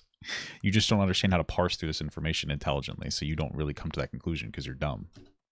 And I think we got to identify trends. So let me know what trends you see happening in society, and let me know what you want me to cover tomorrow. Like me. Daily. Make sure you like the video on your way out. I mean, to look at this tragedy and think, I wonder how I can use this to my ideological advantage is sickening, to the point that even some of Pearl's own fans have called it out. You're addicted to giving me attention? Woo! Based alert! Pearl isn't in the business. True. Women, nobody deserves to die. Have some respect. It's interesting that it has no likes on it. So I guess their audience doesn't really care as much as they should. Or the video didn't get any views. Being tasteful or compassionate. For example, if this is your genuine reaction to peaceful protesters being forcibly manhandled into the back of an unmarked vehicle at the hand of an oppressive government, I'm not going to take you seriously. Well, they have an LGBTQ flag, so obviously Pearl's just going to say that they're a bad person just on like face value because she's a dumb fuck. On anything. F around and find out. In the US, we have a whole month dedicated to gay people. We have flags everywhere. They're pushing gayness in the schools. There was a gay pride parade in Russia. Putin said, no, thank you. Keep that ideology out of here. And this is... I mean, Russia's a country that you could argue, well, needs gay pride more than us. I think that we still need pride here too, but like Russia's incredibly abusive and doesn't let people have rights. But of course, I mean, not to be that guy, but I mean, another conservative that's effectively advocating for less rights of people. That's what it comes down to. Restricting the freedom of expression from some people just because you don't like them. This is what happens. They shove the LGBTQ plus They shove it. Shoving their agenda. They shove it. You know, it's so funny when we hear that like LGBTQ is being shoved down our throats. The only time that I hear LGBTQ being shoved down my throat is when I'm hearing conservatives constantly complaining about it. That's it. That's the only time LGBTQ shit is shoved down my throat. And also when I go to glory holes. But that's it. And it's just like, if you don't want it to be shoved down our throat, stop talking about it. Because I don't see, like, that's all the only place I see it from. It's like, shut the fuck up about it. Like, conservatives talk more about gay issue or gay people than fucking gay people talk about gay people. You know? It's like, what are you talking about?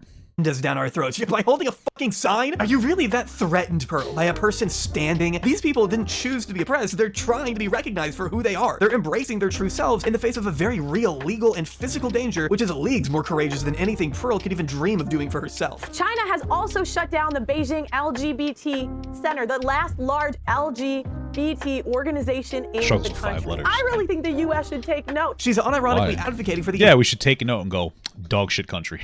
I mean, listen, the people are great, but when you're oppressing your people, like that, the government itself is dog shit.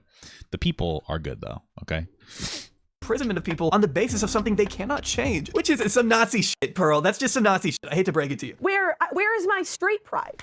I want straight pride month. What about hopelessly unmarried and unhappy month for you specifically? We're getting to the point where we're putting sexuality on a pedestal. Putting sexuality... It's nothing to do with sexuality.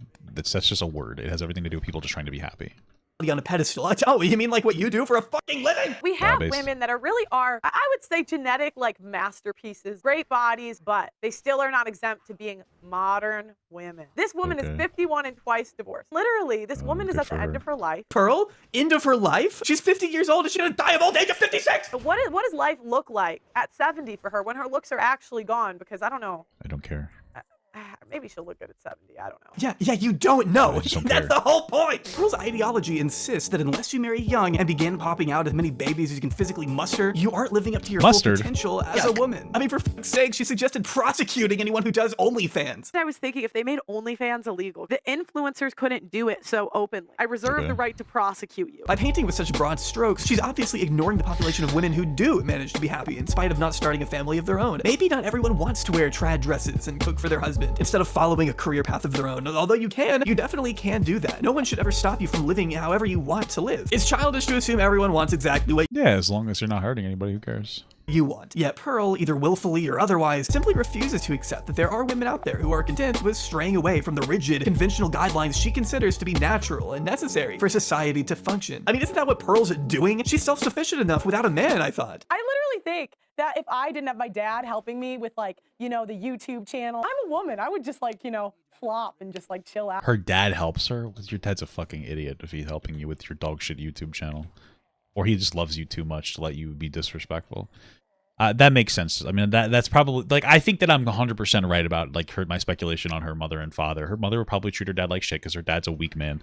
Because only a weak man would let a fucking people talk like this and say this dumb shit. So his dad's probably her dad's probably a fucking weak guy that enables her shitty fucking mentality, letting her be disrespectful because she's projecting all women, her shitty mother onto all women. And then her dad's like, I will help you, even though this is antithetical to my belief system. You know? Well, never mind. But it's not like every woman on Earth needs a man to help them build a basic fucking bed frame from IKEA. I'm sorry, but I'm floored by this tweet. This is the single easiest piece of furniture to build, and you're saying you need someone else to come in and save the day? Oh my god, pick yourself up, Pearl. Why would you admit to that? But she can barely go on one podcast without telling on herself, without revealing just how limited her perspective on the world really is. Despite making it her entire brand, Pearl doesn't really know what guys look for in a partner. She thinks she does, but that's because she's either hanging around the wrong people or just projecting again. Seriously, what do women bring in 2022 that is special? Nothing. Do most women have a cook? Vagina? I don't know. And being a person. That's what I enjoy with my wife. It's cool. I like talking to her and cuddling with her. Do most women really know how to cater to a man? No. Are most women virgins on their wedding day? Why do you need to cater to a man? You know what I mean? Why cater? Or rather, if you want to use the word cater, obviously you should cater to your partner. So men and women should cater to each other, or your partner should cater to each other. But when you just isolate women in your perspective, you're just trying to say women should be catering to the whims of everything that a man wants. And it's what happened to mutual respect? You know, not everybody's worth catering to. Keep that in mind. Day. No. So what do most women bring in 2022 that is special? But I mean, is that truly all she believes women can offer? Virginity and a cookbook? What about companionship or guidance or communication or I don't fucking know, love? Why do the things that make women so valuable in the eyes of Pearl always boil down to simplistic things like cooking and sex? I promise you, that's just not what all people care exclusively about when looking for a partner. It's also interesting she keeps coming back to the concept of being a virgin considering she isn't one. This is probably too far, but imagine, okay, you could go to the gynecologist to prove your virginity on your wedding day, right? And there was some sort of like prize, $10,000, $5,000, whatever a lifetime of child support would cost. You just put that for virginity on the wedding day. Does she think that child support costs $10,000 for a lifetime? She's just dumb. What the fuck? Doesn't the sanctity of marriage also rely on the woman being a virgin? So you wouldn't be able to get married. What do you mean? Well, you've spoken quite openly about how you're not a virgin, and so if you want to preserve that sanctity of marriage, then I just think that you're upholding standards that you don't actually live by. Yeah, this is such a recurring theme for Pearl. Take her video, Should You Wait Until Marriage Masterclass, where she pulls out a whiteboard and scribbles down a bunch of incomprehensible notes on virginity. And you're a whale, you're ugly. Wow, Base, thank you, Pearl, for letting me know what I already knew. aging, and whatever else Pearl likes to dwell on throughout the day. In most cases, virginity is the most valuable thing you can give to a guy. Probably not. It is so powerful. Like that is. Guys, in most cases, bad sex is the most valuable thing that you can give to a guy. Let me tell you something, dude. A virgin is not going to give you that super sucker fucking 4,000. Oh, I want a virgin. No, I don't want a virgin. I want a golf ball. I want a bowling ball to be able to be sucked through a garden hose. You understand what I'm saying? I'm not trying to mess around with a virgin. Oh, that doesn't even know what she's doing. That's treating it like it's one of those fucking edible Fruit Loop straws. It's like, that's not going to feel good. It's going to feel weird. Like, ew, what am I doing? What is happening to him? You know what I mean? That's why would you want to date a virgin? Unless you are one and you're insecure with yourself. That's the reality. That's all it really boils down to. It's the most beautiful gift you can give to someone. However, there are times when your virginity doesn't count. Jesus, probably shows your dominant hand. Men aren't lining up to date fat chicks. A dude will take an OnlyFans model with 100 bodies before he takes a fat chick. I'm sorry, I don't make the rules. She loves to say that she doesn't make the rules, but I'm pretty sure that's exactly what she's doing here. You can literally watch her brain struggle to invent bullet points on the spot here, and none of it's planned. None of it's based in any underlying data, at least none that she cites here. It's all just whatever Pearl can think of off the top of her head. Point number 3. Your virginity doesn't count. If you're ugly. Wow. Oh yeah, I forgot. Words are spilling out, but somehow nothing is being said. Your virginity doesn't count if you're ugly because who watches this and goes, yes, Slay Queen? Like, what's happening? Girl's face looks like it was smashed in with a baseball bat, but she's a virgin. Or would you rather you get a girl that's pretty hot, but like 10, 20 bodies? Weird. I'm not even gonna answer that question. And that's what I'm saying. Your virginity, it's valuable, but it's not valuable if you're a whale or you're ugly. At a certain point, it's just depressing to listen to. It's discouraging and untrue to think that if you're an older woman or you don't see yourself as conventionally attractive, then you're lost in the dating market. Why is that the message you want to put into the world? Men value youth. Youth goes with purity. But if you're over a certain age, nobody's lining up for a 41-year-old virgin. If you're over the age of, should we give him 28? Men are starting to question what's wrong with you. Why are you a virgin at 30? If a dude is looking at you and saying this is a new BMW, or I could get a slightly used BMW for a lot lower price with, some mileage, but low mileage. Who are you picking? Low, right. Because it's like the outside is pretty. Am I supposed to fuck the car? I'm very confused. Is this like my strange addiction? What the fuck's happening right now? The inside is just yucky. I'd be sad if someone like my sister was watching this and hey, my wife, how you doing, baby love? Pearl's words to heart here. And yeah, I mean, of course, by the end of it, she's comparing women to cars. Where have I heard that before? Every single one of my cars, there is a scenario in which I prefer that car over the others. The same applies to women. Like, one bitch can cook. When you're hungry, you call that bitch. You want a blowjob, you call that bitch. You want a you call that bitch. The house needs cleaning, you call that bitch. It's a lot easier to just have one bitch to do it all. All right. When I'm looking for somebody to cook for me, I call my one bitch. When I'm looking for somebody to be a blowjob, I'm looking for that same bitch. All right. That's it. It's just easier. All right. That's just, and so much better too. But I don't want anyone to think I'm sexist or misogynist. It obviously didn't take long for Pearl to grab the attention of the man who paved the way for her lucrative new business, cozying up with those who pioneered an industry of misogyny so airheads like Pearl could come along and steal the show by ripping all of their talking points, which in turn just boosted her reputation even more. Out of all of Pearl's podcast appearances, though, the most controversial came when she brilliantly decided to bring self-described white nationalist and I guess now advocate for child grooming Nick Fuentes onto her show. Yeah, I think Nick Fuentes said something along the lines that he would date like a child. I think he said he might want to marry specifically a child. Because I guess he thinks they're better or something because he's a gross fucking weirdo. Show the pregame, which I haven't talked a lot about yet because it is so painstakingly boring. Okay. Yeah, Nick Fuentes is a racist, like anti-Semitic piece of shit. Like, hot take. When do you notice a woman's looks start to fade? The pregame usually just consists of Pearl dragging whatever random women she... I mean, like, why are you focusing on a woman's looks fading? And also, why are you attracted to young looks? My wife has got, since we've dated, my wife has gotten like so many more gray hairs, and I think it's sexy. I want that gray hair bitch, you know what I mean? I think it's hot. So, I mean, just, I don't know, fucking retrain your brain a little bit. IMO. You can find onto a panel and strong-arming them into agreeing with her takes. You can watch her physically preparing to jump down the throat of anyone who dares speak out against her. It's just such an unwelcoming format. I wouldn't recommend for someone to stay in an abusive relationship. Yeah, so if someone's being Why is abusive the first thing that comes to your head? Because I'm not saying that's the first thing. It's the first thing you said. Yeah, but I've known women that have left from relationships because of physical abuse. Is that the majority? I can't really speak for the majority. Mm-hmm. You think the majority of men are abusing women? You think that's probable? Man, she didn't even say that. I think that more men would abuse women if they were if women couldn't leave the relationship.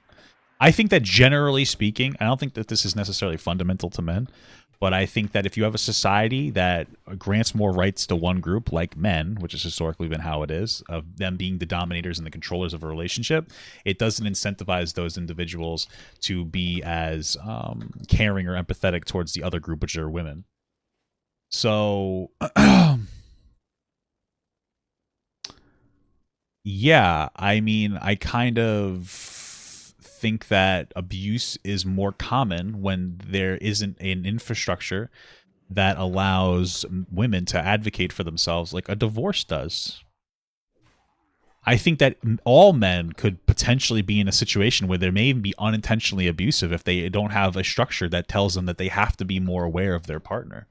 Like, I'm a man, and I think I'm finally at a point in my life where I feel emotionally mature enough to be a good partner. But I can't say that for myself. Even when I've been in horrible relationships and been treated like shit in relationships, I look back and go, these are ways in which like I'm the problem as well, and I'm a contributing factor to this and that, you know. And even me as a man, and I'm finally like in a point where I think that I'm a good man, or I'm closer now than I've ever felt like I've been. Like I unfortunately, without that education, like I could see myself unfortunately being unintentionally abusive. And I'm not proud of saying that, but I think a lot of men are like that. I think a lot of people in general aren't super self-aware. I think men tend to be less self-aware than women, generally speaking. At least it takes them a little longer to gain that, because empathy is part of self-awareness. Self-awareness is your relationship with being perceived by people and you caring about that. And if you don't respect a particular group of people, you're going to care less about being self-aware because you don't feel like you have to be aware of the way that your actions have an impact. So like, yeah, I think that men unfortunately tend to be abusive. Part of it is the structures that play. You know, it used to be super common to beat the shit out of your kids. That wasn't considered abusive. Now it is. Right. And so I think that that's part of the factor, giving women more rights and advocacy, and just teaching them fundamentally that they should be respect equally to men. I think that reduces abuse. You know, I grew up with a single mother who worked real hard and she loved her kid and never stopped. And she did very well in a male dominated field. And I've always learned that women deserve respect. And I feel like if I wasn't like that, you know, if I was some fucking Southern country blumpkin, I feel like I might have been super abusive. You know, I don't think it's a hot take. I think, unfortunately, there's society and can be acceptable of abuse in different scenarios and not even realize that it is abusive. Same thing with like anti-LGBTQ in like Russia. Like, people think that it's okay to be abusive to LGBTQ people. It's not. But it's not seen as abuse necessarily because people just don't care about gay people. So... Pearl hears what she wants to hear and doesn't settle for anything less than the absolute most generalized terms by diminishing nuance and forcing her guests to pick a side in the debate that demands far more depth than Pearl will allow. It all depends on the person that you are. Okay. I mean, there's a lot of people that I'm gonna make one caveat. No, it depends. I'm banning it depends. I'm banning like we have to pick a side. And if you dare step out of line. I think what the lady is simply doing is trying to bring up the facts, and I agree that we should actually be holding men and women equally accountable, because she's saying that there are men who should take responsibility. I think if men, no, Pearl, let me finish. No, let me finish. I was speaking. No, we should again, be it's not holding your, men. okay, get out, go, bye. Get out. I'm not going to let you finish your point because I'm a fucking baby. Why? I told you no. But that's just what I usually told you no. happens. The episode with Nick Fuentes is a little different, given that she doesn't actually argue with him at all. In fact, she just offers his cretinous talking points about race mixing and slavery credibility by agreeing with him at times. This sounds similar to the slavery stuff too, because that's literally the founder of, or the guy who made Roots said, I wanted a myth for my people to live by. So they often, but that's what they do, is they embellish, and I'm not trying to say it wasn't horrible, it was. Right. But they want to make it like more horrible so that they can control people. Yeah, so I looked up the quote she was referring to there, and she's misquoting because she's a fucking moron. She doesn't know what's actually being talked about here, and so she's created a narrative. What was actually said was, hey, and I believe it was Thomas Sowell who was talking about, like, hey, in this particular literature, they left out the fact that there were some black slave owners. That was it. That's not a defense of slavery in any capacity. That's just an acknowledgement that things are more complicated. I think Thomas Sowell's an intelligent guy. I actually enjoy engaging with his stuff every once in a while. She's decided to turn that into a hypermedia narrative that makes slavery seem worse than it was. I mean, if anything, in a society that historically has been very white dominated, slavery has probably been made to seem as less abusive than it actually is. And so she's misquoting it because she doesn't care, because she has a feeling that she doesn't want people to complain about slavery, so she's downplaying it, and she's misquoting the actual quote in order to get to the point that she wants to get to, which is that she thinks that black people complain too much because she's a fucking racist bitch. That's what it really boils down to.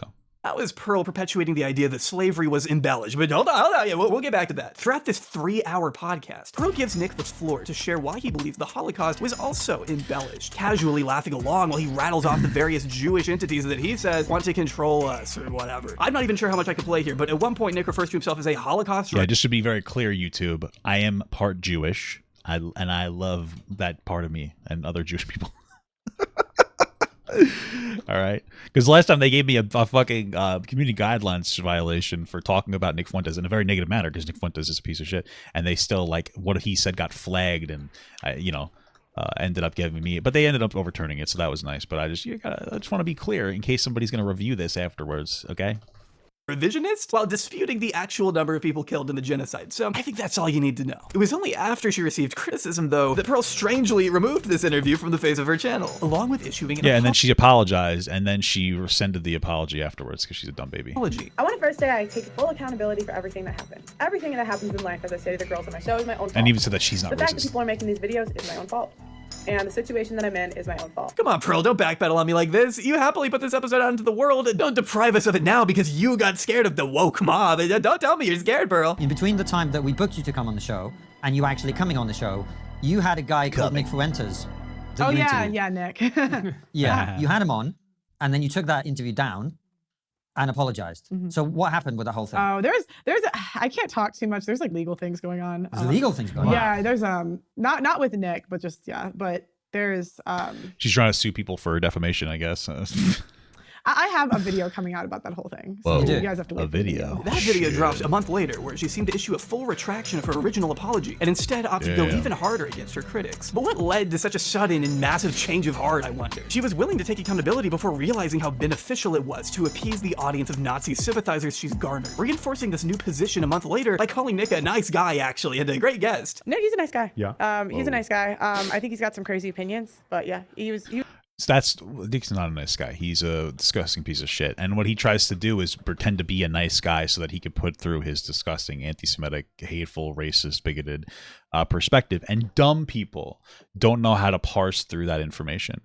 Right? That's the problem. Dumb people are like, well, I know that he literally thinks that sleeping with a black person is the same as disgusting as sleeping with a dog, which is obviously wrong, dumb, racist, and fucking moronic. But he was kind of nice to me. It's like, dude, you're a fucking idiot. You're a pussy. That's all it comes down to. You're a pussy for even saying this dude's a nice person. He was very nice on the show. And a lot of the stuff he was talking about, I didn't really know. Like, have I studied the freaking Holocaust? No, I don't know. Okay, but if you admit... I mean, you should have if you went to school. Moron. You are capable of pushing back against literal Holocaust denialism? Yeah, there's nothing wrong with talking to controversial figures as long as you're ready to push back at them aggressively. But if you're not, then don't talk to them. Have him on the show. I don't know. It's just something I thought of just now. But I will say, I did not find Nick to be racist. My staff actually did not find him to be racist. Fucking idiot. Okay, roll the clip. I said to her that it wasn't a good idea having Nick Fuentes on there, and I said that he is a racist, bro. I don't. It's lecture racist. Oh, I'm not racist. Yes, you are. Yes, you are, Nick. Yeah, I am a little bit racist. So I did know that he was a known racist. Anyway, what were you saying, bro? And in fact, in your apology, you said that he said... She knows he was racist because she talked to Destiny at this point. Destiny's been a pretty positive anti-Nick Fuentes advocate. Racist things. Well, there's a video coming out about all of that. His argument is more about culture. It's easier if you date someone in your culture. She was like being a bit... No, it's not. It's not that it's easier. It is easier to date somebody in your culture, generally speaking, because you'll have more to identify with. That's not necessarily racial, though, because like black and white people can live in the same culture. He explicitly thinks that just based on the color of your skin, you should date particular groups of people. Like, that's what I'm talking about. It's this kind, nice, quote unquote, reframing of the reality. He's a racist that don't think that race mixing should happen. But people, yeah, of course, people tend to gravitate towards their own sphere. But Nick isn't just saying that, bringing that up as an interesting point. He's telling people that they should only engage if they're a certain race with each other. Like, she's so fucking stupid. I think she's just a fucking moron. Like combative to him, and to me, he was just like kidding. Oh, he's just kidding. I forgot. Yeah, he's kidding. I mean, this is a guy who built his career railing against race mixing. So it's like you have this line that goes all the way up to you, and then after, like, then your kids, grandkids, great grandkids, and then they're gonna be like aliens. But isn't that that always happened in history? Like, I think we should just keep race mixing till we're all gray, and then people will just shut the fuck up about race. That's my fucking opinion. they would kill. That's what they would do. They would kill the men and take the women and the children, and then they'd have kids with those women. So it's like, yeah. I'm not saying good comparison. And your line of defense is that he was just kidding when he said this to your co-host. Hey, the Italians don't claim you. You're the one dating a black guy. The Italians don't claim me. They don't claim you. Incredible. I mean, there's a level of truth. Like, what I mean that is, like, there are a lot of people that are very racist. Older generations of people can be very racist. It's not inherent to the color of their skin. But in my life experience, I've met a lot of Italian people on the Long Island, and a lot of the older ones are racist. You know, the younger generation, not so much. I think that's just kind of fundamental to everybody. So him playing on that joke, like, there might be a level of truth to it, but it's not fundamental to Italian people. And he's saying it in a way that it's positive. Like, he's trying to be like, yeah, see, they know better. You should know too, right? Like, that's his whole entire argument there. Really polite. He showed up on time. My opinion is that he was polite overall. He was a good guest. As long as he was nice and showed up on time, I guess it's okay that he thinks slavery was embellished. Not a big deal, right? He did a panel and he spoke about his opinions on race mixing, and a lot of people agreed with him. Well, I doubt that. Okay, but that doesn't change whether it's racist or not. When he spoke about it on the show, it was more about culture than race. This is another moment where I cannot tell if Pearl is being dumb or disingenuous. If we look through Nick's career as a public figure, we see pretty plainly why he has an issue with dating outside of one's own race, and no, it doesn't have to do exclusively with culture. He was also denying the Holocaust, from what I remember. Look, I'm not with that. Wow, what a wacky, silly guy. What a goofy little goober he is for denying the Holocaust on your show, Pearl. I feel like I'm slowly losing consciousness watching this interview. These guys are talking to her like she's in 3rd grade, and yet she still can't understand the gravity of endorsing a neo. Yeah, I'm pretty sure that Pearl's dad must have paid the Reaction teachers 26 to became a member. To get him through school. Thank you so much for the small god brother. Or sister. Nazi to her fans. Or her comment sections on the clips that she hasn't taken down look like this, so you can't deny that Pearl is sending some people his way. Well, of course. What I'm a bit confused about goal. is you did a whole apology, but Okay, it sounds can you like guys you're stop not. asking me about this? And this is all just another great example of Pearl having to reap what she sows. Pearl just seems to not want any pushback. So sure, she has a lot of fun saying all these ridiculous things, but when it comes to actually being confronted by them in any meaningful way, well, that's where the cracks begin to form. We saw it a bit during the course of this interview, but not to the extent as when she made the mistake of walking into the Lion's Den with Ethan Klein a couple months later. Shit, the Lion's Den. Okay, can you hear me? Isn't it crazy to refer to Ethan Klein's fucking podcast as the Lion's Den? That's fucking makes me come. Like, why? It's like the puppy dog kennel, you know what I mean? It's crazy. She got fucking dumpstered at by Ethan. And Ethan's not a bad guy. I enjoy him. I've been enjoying him more and more, especially this year. I think everybody in general on social media, or at least I have, and he has been calming down a little bit. I can identify with that, and I respect it. But I mean, it's not exactly the Lion's Den. You know what I mean? But that's what it looks like now. That's fucking crazy, dude. It's crazy. Me okay now? Yes, I can hear you. All good. Okay, good. Yeah, we fixed it. Hi, how are you? Your feed looks good. You sound good. Thank you. Your feet look good? I'm good. How are you? What the frick? Thank you so much for the medium gut. I appreciate it. Ethan's approach is pretty effective in the sense that he stays calm and asks common sense questions that lead Pearl to expose the ridiculousness of her own arguments without him having to actually do much. Pearl's half-baked opinions kind of speak for themselves, like her stance on divorce, which is so completely devoid of research and compassion that she's forced into conceding that, yeah, I guess one-sided physical abuse. Yeah, I think that Pearl is trying to go with like the debate your opponents thing to try to pull audience members to her, which is what Nick Fuentes did. And I think that she has a very bland understanding of that. And when she went on there, she was actually pushed on her points and it was realized how stupid she was. Because if I was going to subscribe to the idea that women shouldn't vote, I could come up with better arguments. I could grift pretty good. I could be a decent grifter. But she can't. She's not smart enough to be able to pull audience members from the shit that she says. Could warrant a divorce, but that's it. Divorce should otherwise be strictly illegal across the board in a just society. But obviously, even that position is complicated and stupid. If it's one-sided physically abusive, okay, fine, divorce. We can allow divorce for those exceptions. But I've even talked to people that work at like abuse centers, and they say that the majority of abuse is mutual. So it's not just one-sided. That's not what they say. You're dumb. Generally speaking, when it comes to abuse, there is something called reactionary abuse, right? And it can be very complicated. When you're in a toxic relationship, like, yeah, people can get worse.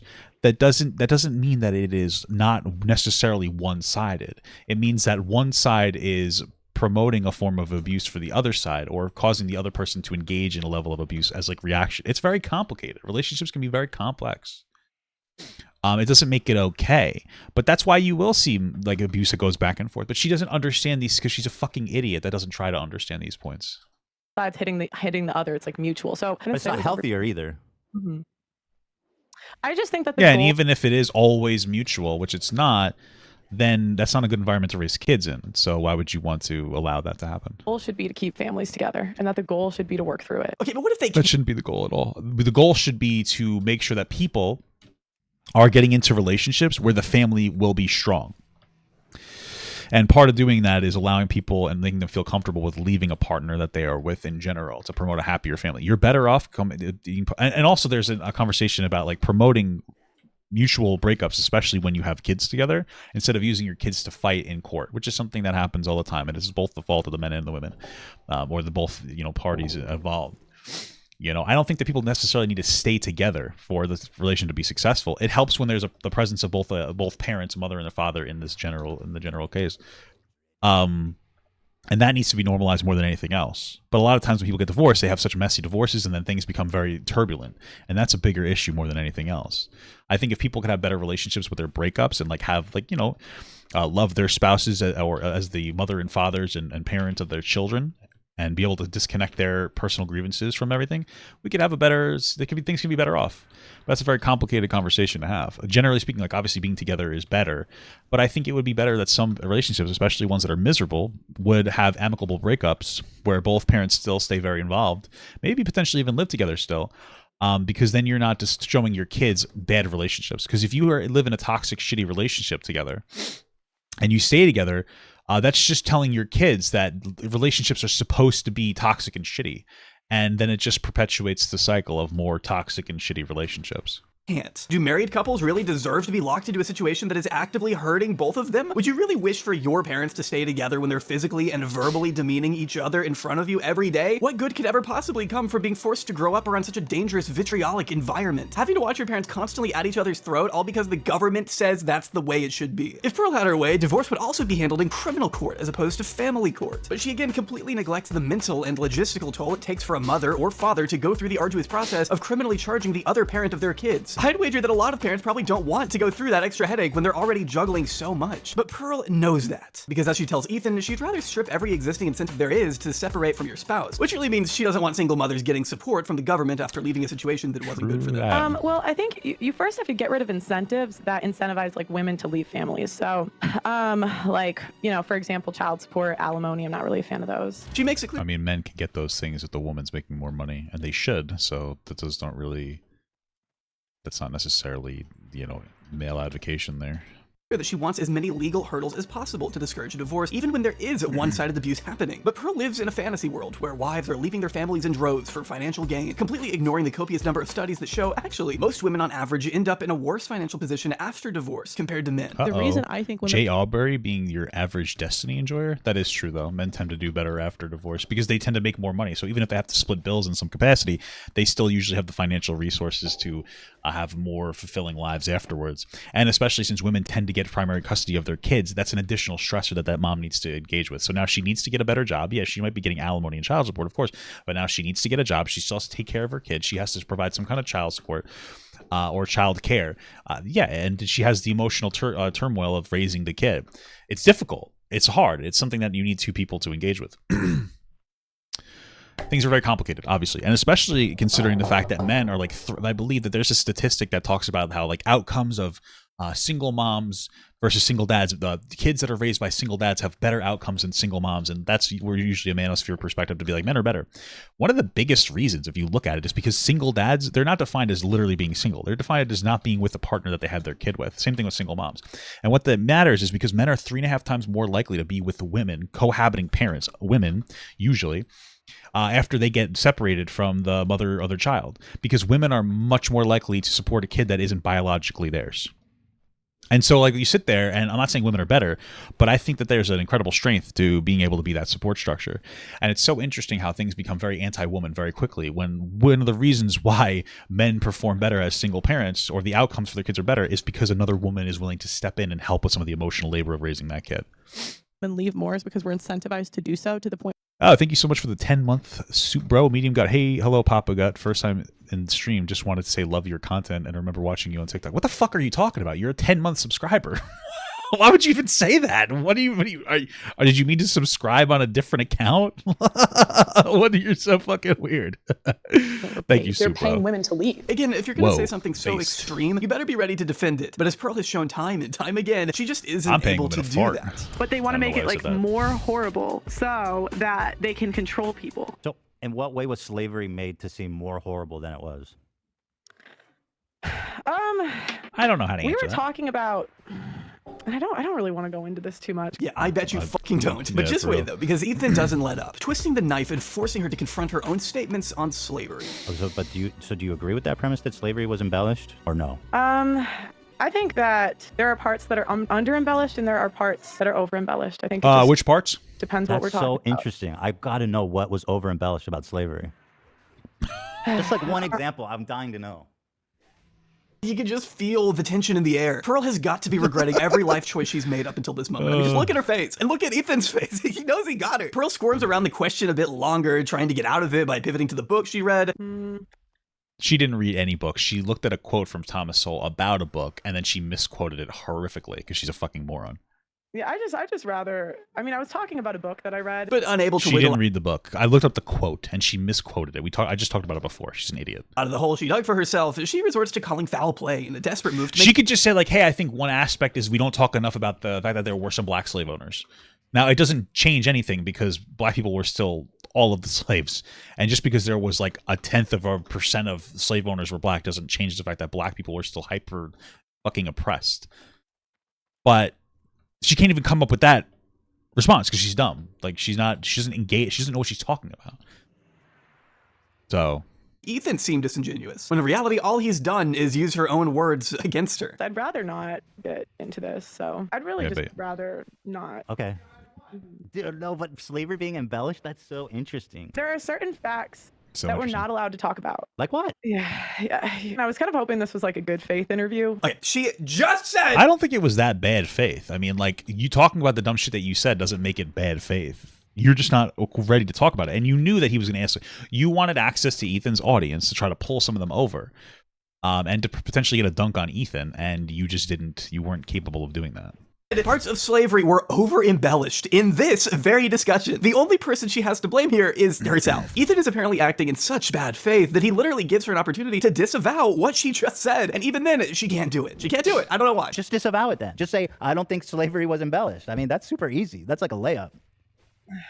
Do you agree? You know what I mean? I think there are certain facts that you're not allowed to talk about. I don't really want to talk about it today. But that shit. Again, there are certain... Like the fact that God made my prostate in my booty hole feel good? My G-spot, I mean? What? It's almost like he wants me to be fucking gay, dude. What the hell? Facts you're not allowed to talk about, and I don't really feel like getting into it today. She can't simply admit that slavery wasn't over-embellished because she's a pandering hack who has to rely on the support of socially inept, brain-dead anti-Semites who will drop her the second to be... I think that's the thing, though. You see a lot of people in the Red Pill starting to gravitate towards literal anti-Semites and racists. Andrew Tate going on to Tucker Carlson and Candace Owens, which are conservative fucking moronic hacks, right? Was a big part of that. You see Fresh and Fit talking to Zerka, who has similar views to Nick Fuentes. And then you see Pearl talking to Nick Fuentes and like playing like the JQ bullshit. I think that there's less and less of an audience for manosphere content, and now they have to figure out an audience, so they go to like super hyper right-wing pieces of shit. That's all it is. That's the direction that all manosphere is going, because people are waking up and realizing that they're fucking morons. So they have to continuously go further and further and further right to maintain an audience. That's all that's happening. That's why you're seeing every manosphere person continuously going further to the right. When you have Fresh and Fit letting Zerka come on and like make fun of, like, be incredibly racist and like call Ab and preach monkeys, obviously that's where they're going. They're just going further right to maintain an audience, because it's more about audience and self-respect and dignity for themselves. Becomes convenient. That's why she's so careful with her. They rode the manosphere wave, and now it's not going that well because people are waking up that that's dog shit, especially since Andrew Tate was arrested for being a rapist and a sex trafficker and a fucking groomer. And now they're on their cope shit, and they're like, oh, we gotta maintain our audience. Let's go to like super right-wing with people like Nick Fuentes that thinks it's okay to marry 16-year-old girls. That's what's happening. It's pathetic. I'm communicating in the interview that I'm quoting an author. Thomas Sowell compared Barack Obama to Adolf Hitler. Do you like that analogy? Did he? Did he? That's the author you're quoting. I like Thomas Sowell. Did he say that? Every time she tries to deflect Thomas Sowell, there's a litany of things he has written that you can use as an example to discredit him. So even when Pearl is trying to shirk accountability, she still gets questioned for even listening to this guy in the first place. You also said George Washington was viewed from his slaves like a father. I don't see that.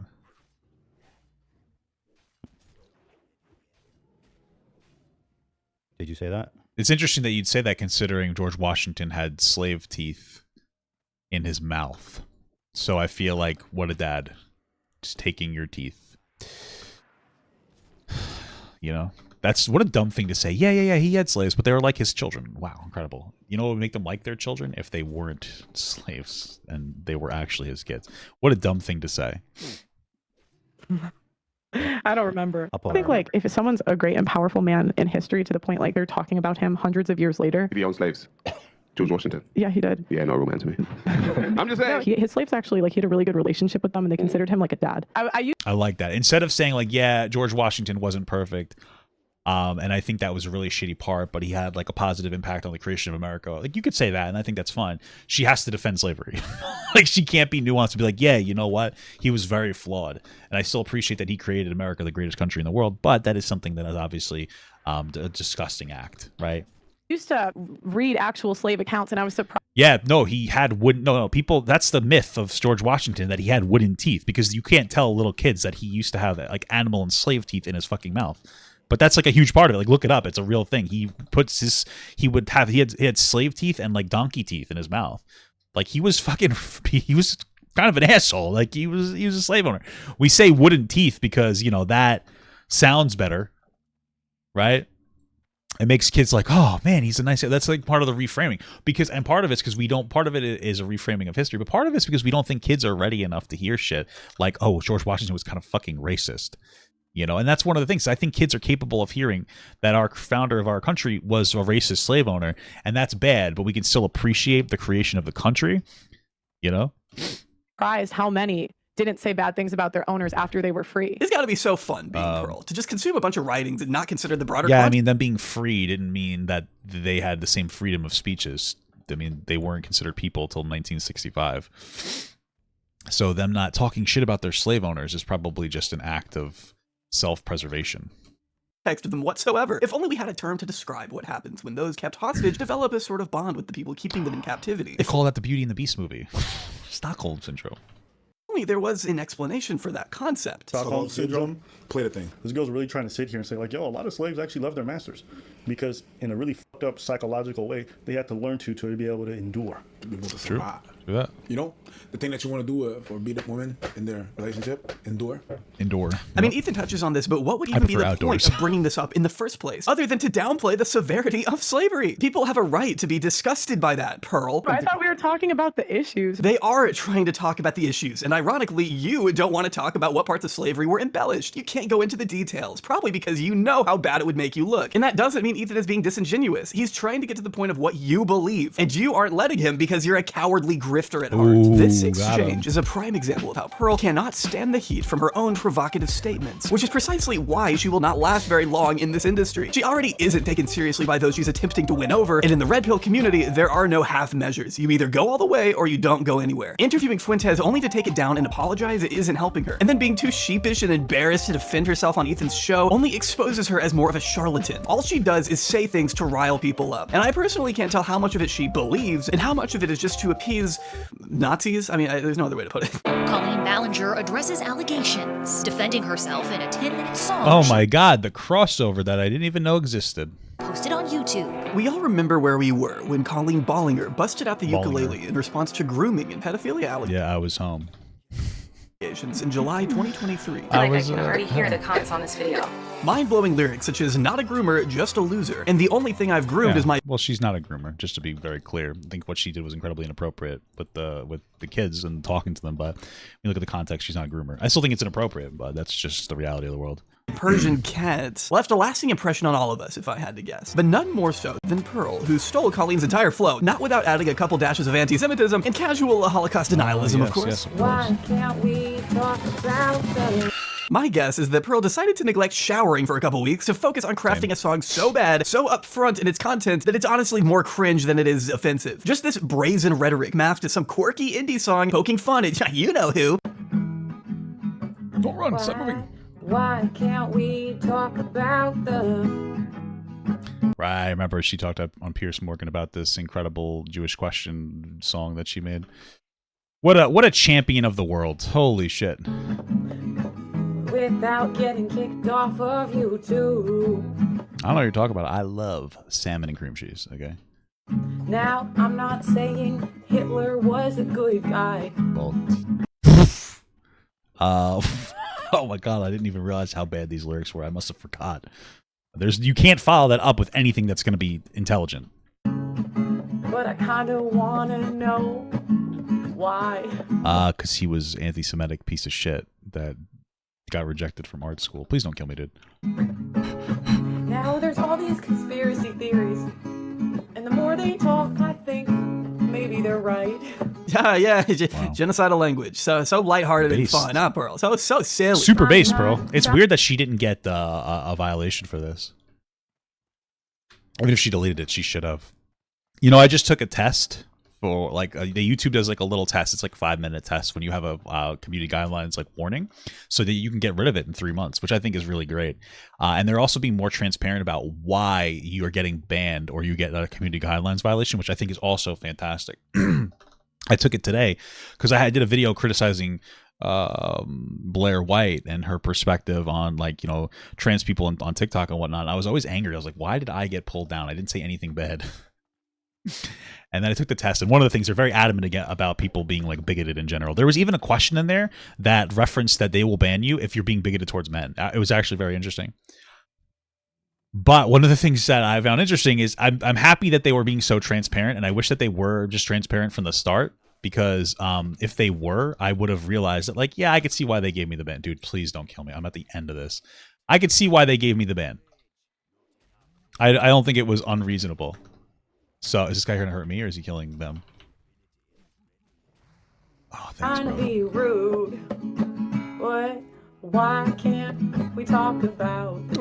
The irony of asking why we can't have these conversations in a video with millions of views is pretty beautiful. Pearl certainly got whatever attention she was looking for, though, because, duh, she's entertaining Jewish conspiracy theories. Obviously, the pushback to that is going to be massive and well-deserved. But once again, I guess she couldn't stand the heat, because she quickly took it down within 24 hours. But that doesn't mean it was going to be forgotten after she deleted. Pearl wasn't going to have the easiest time wiping people's memories of it that fast, though she was stupid enough to make an appearance on Piers Morgan's talk show the following day. This week, she's facing a major backlash for posting a song titled Why Can't We Talk About the Jews? I'm going to make a video called Among Us Balls.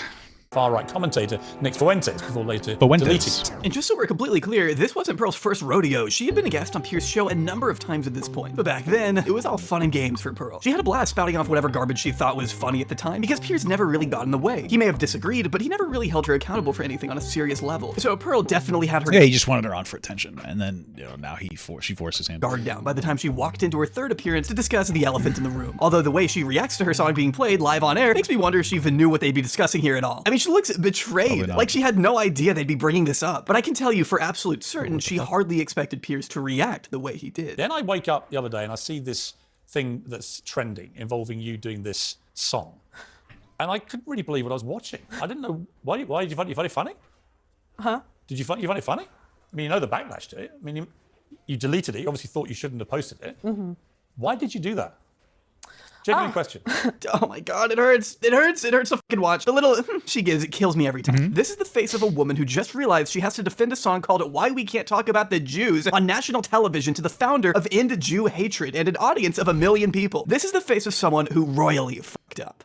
Why did you do that? Genuine question.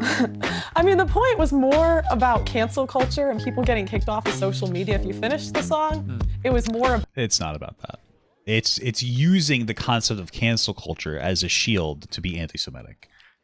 It has nothing to do with cancel culture. So that's not like, I remember watching Jon Stewart, my literal favorite political commentator. I love Jon Stewart, and he said we should have conversations about these topics when people bring up issues, so that people's brains don't go into a conspiracy area. You know, when somebody brings up like, hey, how come there are a disproportionate amount of Jewish people in Hollywood? Instead of just respond like saying you can't talk about that, the response is because we in America, there used to be a split. You used to not be able to be in Hollywood or in, you know, the movie industry if you were Jewish on like in the East of America. And so as a response, people in the West, some of those people that are Jewish, created their own industry. And they just happened to do better. That's literally it. It has nothing to do with them being Jewish except for that they were left out of the infrastructure to begin with. That's it. So there's your answer. And now you realize, like, oh, that makes sense. Like, this happened because of a history of oppressing Jewish people. And so that's understandable. But hers wasn't the point. That she didn't make, that wasn't the point of it. She said that she alluded to Hitler being a good person. She's a fucking disgusting piece of shit. About like you can't talk about this topic without being canceled by the left and the right. I don't really have a strong opinion either way. It was kind of just like tongue in cheek. But just to be clear, what are the conspiracy theories surrounding Hitler, which you feel the more you hear them, the more you're interested in them? Well, I don't know because I can't hear them. Huh? I don't know the ones. You know the ones that Nick Fuentes. Well, I wasn't even talking about Nick. Despite my issues with him, Pierce does a pretty effective job impressing Pearl on some of the vagueness in her language here. Like, what conversation is she wanting to have exactly? What about the Holocaust can we not talk about? But we can't even have the conversation. What is the conversation you want to have? Without being canceled by the left and the right. The point is any speech. I think it's not any speech. It's not any speech. What is the conversation about Hitler and conspiracy theories and the Holocaust that you want to have? I don't want to have any conversation. My lane This is what you said you wanted, that conversation. is feminism. That's what you're singing about Adolf Hitler. Can I finish? Yeah, but you are singing about Hitler. Also, maybe I'm crazy or something, but not having a strong opinion on Hitler is still kind of having an opinion on Hitler. I don't really have a strong opinion either way. I'm all for new. Yeah, I mean, that makes sense. I mean, we've learned about how disgusting he is, so it's interesting that you don't have a strong opinion on arguably the worst person in the entire world in history ever. But there are some topics that are just black and white. Anybody that wants to speak on social media to be able to speak about what they want to talk about Holocaust without denial. getting banned, whatever they want to talk about. Including Holocaust denial. If they want to talk about that, as long as they're not inciting violence. Her own position on this contradicts. I mean, listen, it's the you know, we have freedom of speech, and so do social media companies. Businesses have freedom of speech too. So if they want to ban somebody for being like wildly anti-Semitic, then okay. Itself. She believes you should be able to say whatever you want on social media unless it incites violence. But I would argue Jewish conspiracies have historically incited pretty much exactly that. So she's just full of shit. Pearl knows damn well the song was never about having honest conversation. Like, we can have conversations about what is and isn't too far, and I think I agree with that. But ultimately, there's going to be a level of speech that's going to be unacceptable for people. Same thing in my chat. Like, you don't have freedom of speech in this chat. Like, anytime anybody says any slur, like the R slur or anything like that, I'm going to ban you instantaneously. Like, I have no patience for it. Like, oh, my freedom of speech, you should fuck off. Go fucking jerk off and say dumb shit to yourself. Like, I don't care, you know? We all do it. Like, we all have, like, that's the thing. If we had to be so freedom of speech that we couldn't even block people from our own channels that were being hateful, like, that's dumb as shit. So businesses are just doing that in a wider capacity, you know? Even deeper into this discussion, you could tell she isn't taking any of it seriously. She thinks women shouldn't vote, women shouldn't have the right to divorce. She thinks Based. that women should be Coming. Based. Like, what a dumb thing. Wants to listen to this. Like, listen, I say based too, but I don't think you'd catch me. You wouldn't catch me fucking dead saying based on like a live television, like the Piers Morgan show. Like, I would be the most insane, dumb bullshit ever. Anyway, it's just so juvenile and annoying. The thing about Pearl that she clearly doesn't seem to realize is that she is able to say just about whatever she wants online. She can have whatever gross conversations she desires, but the consequences are a whole different story. It's the consequences Pearl isn't willing to deal with. She can't handle the repercussions of her own statements, which is why she went on an embarrassing multi-tweet cryfest about Piers Morgan after the show. Why does Piers Morgan believe in censorship with a platform called Uncensored? Hashtag when uncensored becomes censored. You did an incredibly stupid thing with your now deleted Hitler video. As I said to you after our interview, own your mistake and apologize for the offense you caused Jews. Or ignore my advice and be condemned as Kanye was for pulling similar anti-Semitic stunts. Your choice. Apologize to the woke mob or be deplatformed like Kanye. Is that a threat? Ooh, I wonder if Piers Morgan actually took time out of his day to write this tweet out himself, or if he just had his fucking whatever, like, person do it themselves. She said with thunderous applause. I'm still waiting on my questions about freedom of speech. Piers Morgan team also told me I couldn't go on the show to discuss other topics if I didn't do this general discussion around free speech. Bro, what? Look at this fucking, like, I'm not trying to bring it to the game, but look at the wiggling of the toes. Like, that's fucking weird. Why the fuck did they, why, this game is like 20 years old, dude. Why the fuck? Look at the wiggling of these toes. Why did they feel the need to edit this into the game? They animated this like 20 years ago, dude. Who was like, oh, I really love big Yeti feet. That's so fucking bizarre. Okay, sorry. a weirdo working at WoW.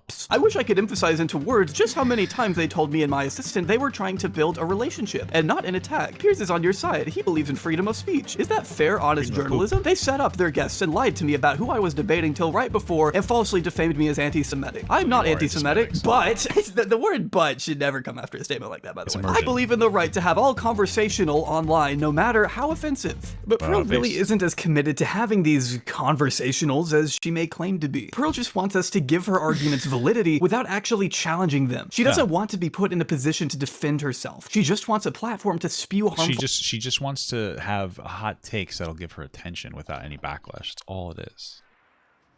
Narratives with no pushback. She's created a safe space for her and her viewers to be as virally misogynistic and anti-Semitic as they want. Mind you, her original video was met with wide positive reception before she deleted it. And she only deleted it because she didn't want to have a conversation about it. Literally, no, she probably deleted it because YouTube would have fucking dumpstered her for having that dumbass video up. They should have still given her a strike for it. According to her, she didn't want to deal with the headache. So you clearly felt bad about what you'd put up, or you wouldn't have deleted it. You accept that? No. You don't accept it? I just, it's kind of a headache. I was like, well, it just seems like a lot of headache to me. Right. Why even become a controversial media personality who claims to embrace free and honest discussions about taboo subjects in the first place then? If you don't want criticism, then don't engage. Though, as Pearl has stated, her ultimate goal is to create her very own talk show network, the Audacity Network, to function. I'm sure that'll go real far. As the Fox News of YouTube, which I think we can all agree is a pretty solid premise. I mean, she already sounds like Fox. Invest in gold with Noble Asset Investments. You will also get a 24-karat quarter-ounce gold standard coin for free. I'm going to do something completely What the fuck is this, QVC network? What the fuck is that?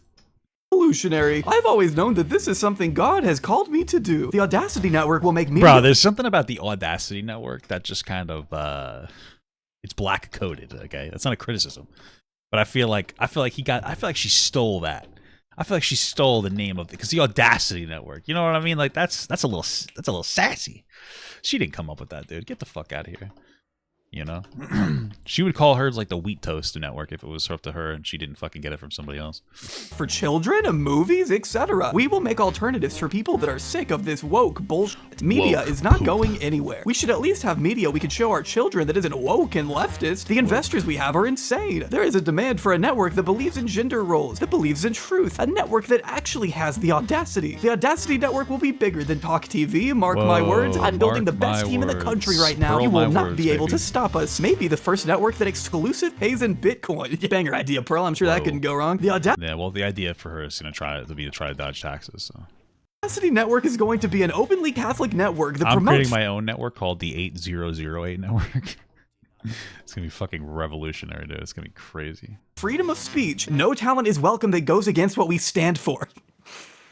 Okay, the Audacity Network is going to be the biggest network on the planet. It's going to rival mainstream media in 10 years, mark my words, which is something I'm personally very much looking forward to. We'll get to watch the Audacity Network build themselves up from under 2,000 subscribers and 0 videos to a massive media powerhouse that rivals Fox and CNN. In fact, she's already signed her first talent. Whoa, Christine Grace. It might be a strong word, but she signed this person. This year, I started a network. Wow. And what the network is it kind of like the way I saw it was sort of like a TV network, but on YouTube, where we have different shows that we host and different.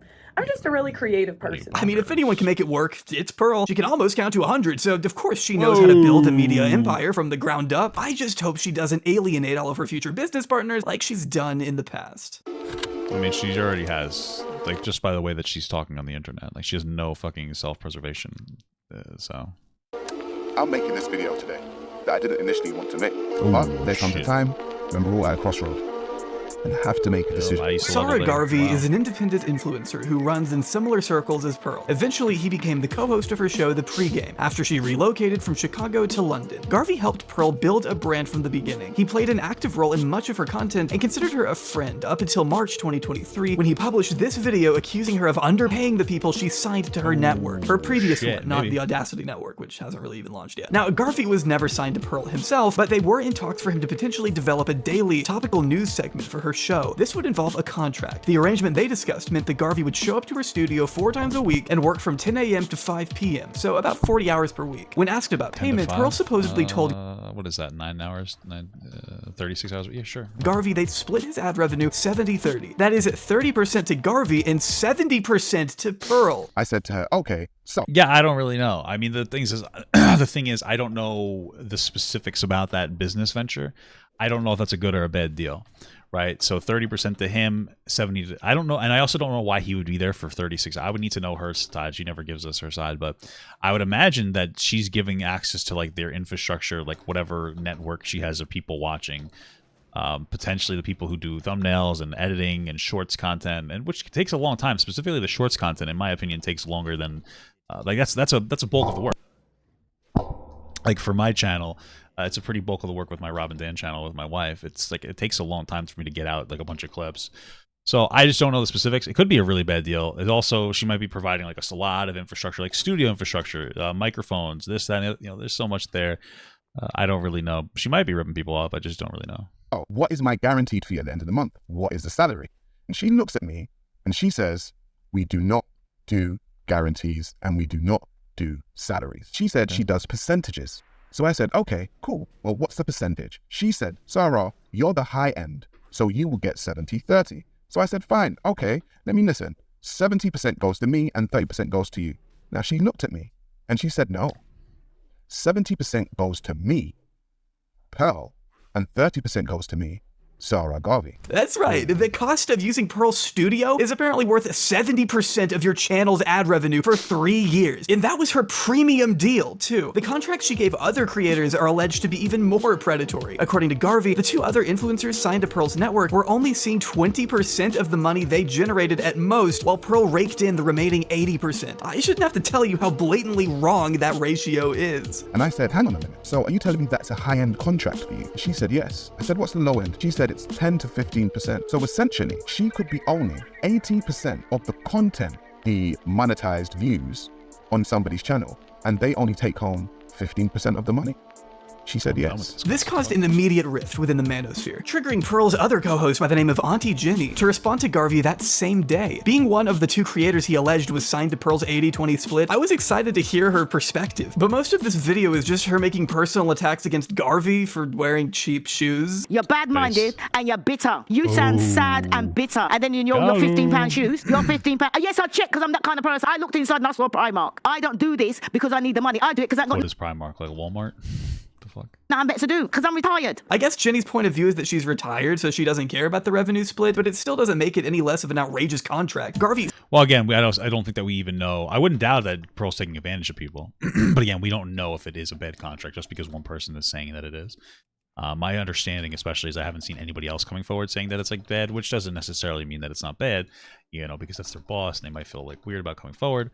But, you know, if there are people like, I remember this guy's views weren't like incredible, weren't really enough to make his own money by himself.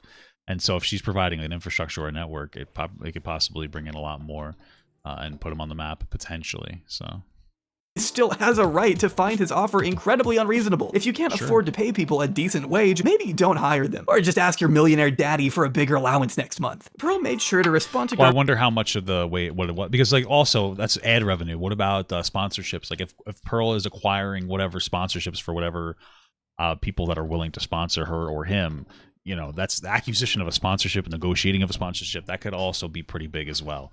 So there's a lot of moving parts. Again, I don't doubt that she's underpaying, but I also don't think that it's enough for him to just claim that it's an underpay.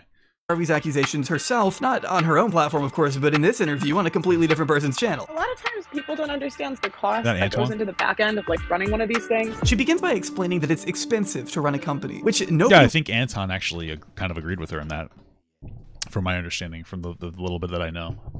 Was ever denying. It's just that you should probably not take such a massive cut of someone else's revenue for 3 consecutive years, especially when they're in. Yet here is her own mom, essentially proving her wrong, having built a accidentally truth, a network that actually has the is apparently goes into the back end of like running one of these things. She begins by explaining that it's expensive to run a company, which nobody was ever denying. It's just that you should probably not take such a massive cut of someone else's revenue for 3 consecutive years. I mean, that's fair. To have a 3-year contract is pretty. Nobody made that point though. Not a single person that was criticized criticizing her from what I saw was like, yeah, 3 years is just a lot, but the deal doesn't seem too bad. Especially when they're in person working so many hours on end for you, or sitting and doing nothing, as Pearl calls it. You know, it's fine if you don't want to do that kind of deal. It's not for everybody, but this is for someone that just wants to sit down and do nothing and just come to work and film and not have to learn the equipment, not have to learn literally anything. I mean, just imagine if you heard your own boss talk that way about you. Turns out Pearl... Well, I mean, this is her responding to him trying to, like, shit on her. So I think that in this instance, it's kind of justifiable for her to be rude. May be just as bad of a boss as she is a person. I could come up on here and put some personal stuff about him if I wanted to. You know, that certainly would not make him look good. But, like, I'm just not gonna do that. Why did he turn against you? I've just found that the bigger I get, it's just like people kind of turn when they see an opportunity to, like... Part of that might be true, but it also maybe you don't exactly encourage or inspire loyalty with this, you know, when you platform. I believe, and you can correct me if I'm wrong, that all started when she basically defended Nick Fuentes and said he wasn't a racist. I think that was a big inspiration for him to be like super irritated, justifiably so, and say, you know, fuck it, I'm gonna go balls deep, you know, and I understand that. Make money or... What an entitled, narcissistic response to that question. He turned around and left when he realized he could be doing better without you. You are the one pushing people away, Pearl. Well, that's not true, but...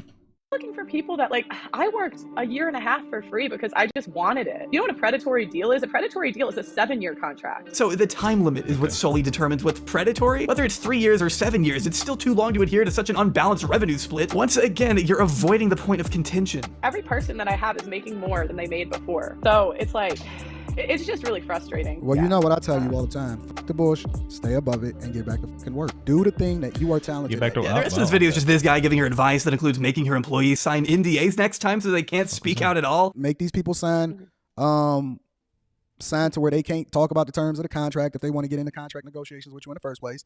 Learn from your mistakes, and then go from there. But the part this guy just charged me just to hamstring me, so it would take me longer to get to my destination. Like, what a fucking ass. Confuses me is that while Pearl maintains that these allegations from Garvey are false, she still admits that, well, the deal isn't for everybody. You don't have to take it if you don't want to. So are these claims about the revenue split made up or not? Why can't you address that head on, Pearl? Because apparently Garvey's remarks were so defamatory, you told Insider you were contemplating legal action. Probably because the false copyright strikes against his channel didn't work. Yeah, that's another fun thing. Yeah, she's pretty laden with the false copyright strikes. She's a real girl boss, violating YouTube's TOS, baby. Pearl likes to do is silent. And then it was funny when Abin struck one of her videos for copyright. And I remember there was a conversation, people were like, oh, that was lame of what they did. I don't necessarily agree. I mean, in the system, you get to see when somebody does like a reaction video to you, the only time from my experience that you get a notification that somebody's like reacted to your content is when a majority of their video is your content. So like I believe it was like 90% of her video was Abin Preach's reaction. And to me, I mean, only adding 10%, if there's a 10-minute video and she only adds a minute onto it, I mean, what value has she produced that significantly transforms that in a way? Meanwhile, this video is playing at 25% increased speed, and we've been going for 2 hours and 15 minutes on an hour and 30-minute video that still has 3 minutes left. So I basically doubled this. I basically doubled the time on this because again, I'm playing it at like 25% increased speed. So it's really more of like an hour and like 10-minute video, right? So it's like, you know, you have to add to be able to justify doing reaction content. Her opponents by abusing the YouTube copyright system when nothing else is working. Not only is this a shameful, last-ditch resort when you're completely out of moves to make, but it's also very much against YouTube's guidelines. But I wonder if Pearl is even aware of that. Moves. I guess all will be revealed in court one day, supposedly. Or Dan's moves, because I'm Dan. But by that point, it's hard to say if enough people will still care about Pearl at all. But I want to say one thing. Pearl will disappear. She will disappear, like many others before her, because this is something that's just a moment in time. She's like a train wreck. It's like a car crash. You know, for example, you can't, you shouldn't be looking at it, but you can't take your eyes off it. The fame that she has amassed so far is really pretty shallow in the sense that Pearl's viewers only come for her talking points, not so much for Pearl herself. What the fuck? Overnight success can be mostly attributed to the luck she's had in milking YouTube Shorts, but her actual ability to cultivate a grassroots community of people who care about Pearl as an individual is pretty... Yeah, I don't think that there's anybody that's like hyper invested in Pearl herself. They'll come like everybody comes for your talking points, or comes to them. No, but people will come for your talking points, and they'll stay for your personality or how explored you are with those talking points in different capacities, at least as my audience. So like, yeah, you know, I think that there's a good amount of people who just enjoy my commentary, even if they've heard similar things from other people. I think part of it's just like, you know, liking. Oh, Jesus Christ, I can't speak.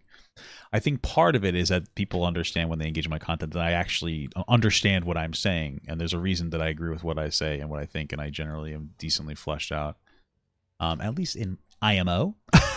Pretty much non-existent. I mean, she doesn't say anything inspiring or insightful. She only appeals to hatred and anger. The rotating door of controversial influencers has seen countless versions of Pearl come and go over the years, none of them really leaving any meaningful impact beyond whatever shitstorm they managed to kick up before their timer inevitably runs out. While her status as a reactionary darling may one day dwindle, the damage she inflicts on her reputation now will never be restored. We've seen Pearl hit this realization a few times. When her closest friends began leaving her behind, when Ethan Klein held her feet to the fire, and when Piers Morgan humiliated her live in front of the main... Yeah, it's kind of sad for her if you think about it, because she's pretty much thrown away all of her credibility and destroyed any relationships that she could have in the real world for some temporary social media fame. And you know what? She might make enough money that to set her up for life. I mean, she's rich anyway, so it doesn't really matter. But or daddy's rich and clearly gives her whatever she wants. That's why she acts like a fucking idiot, because she doesn't have an actual, like, you know, strong structure of punishment in her home.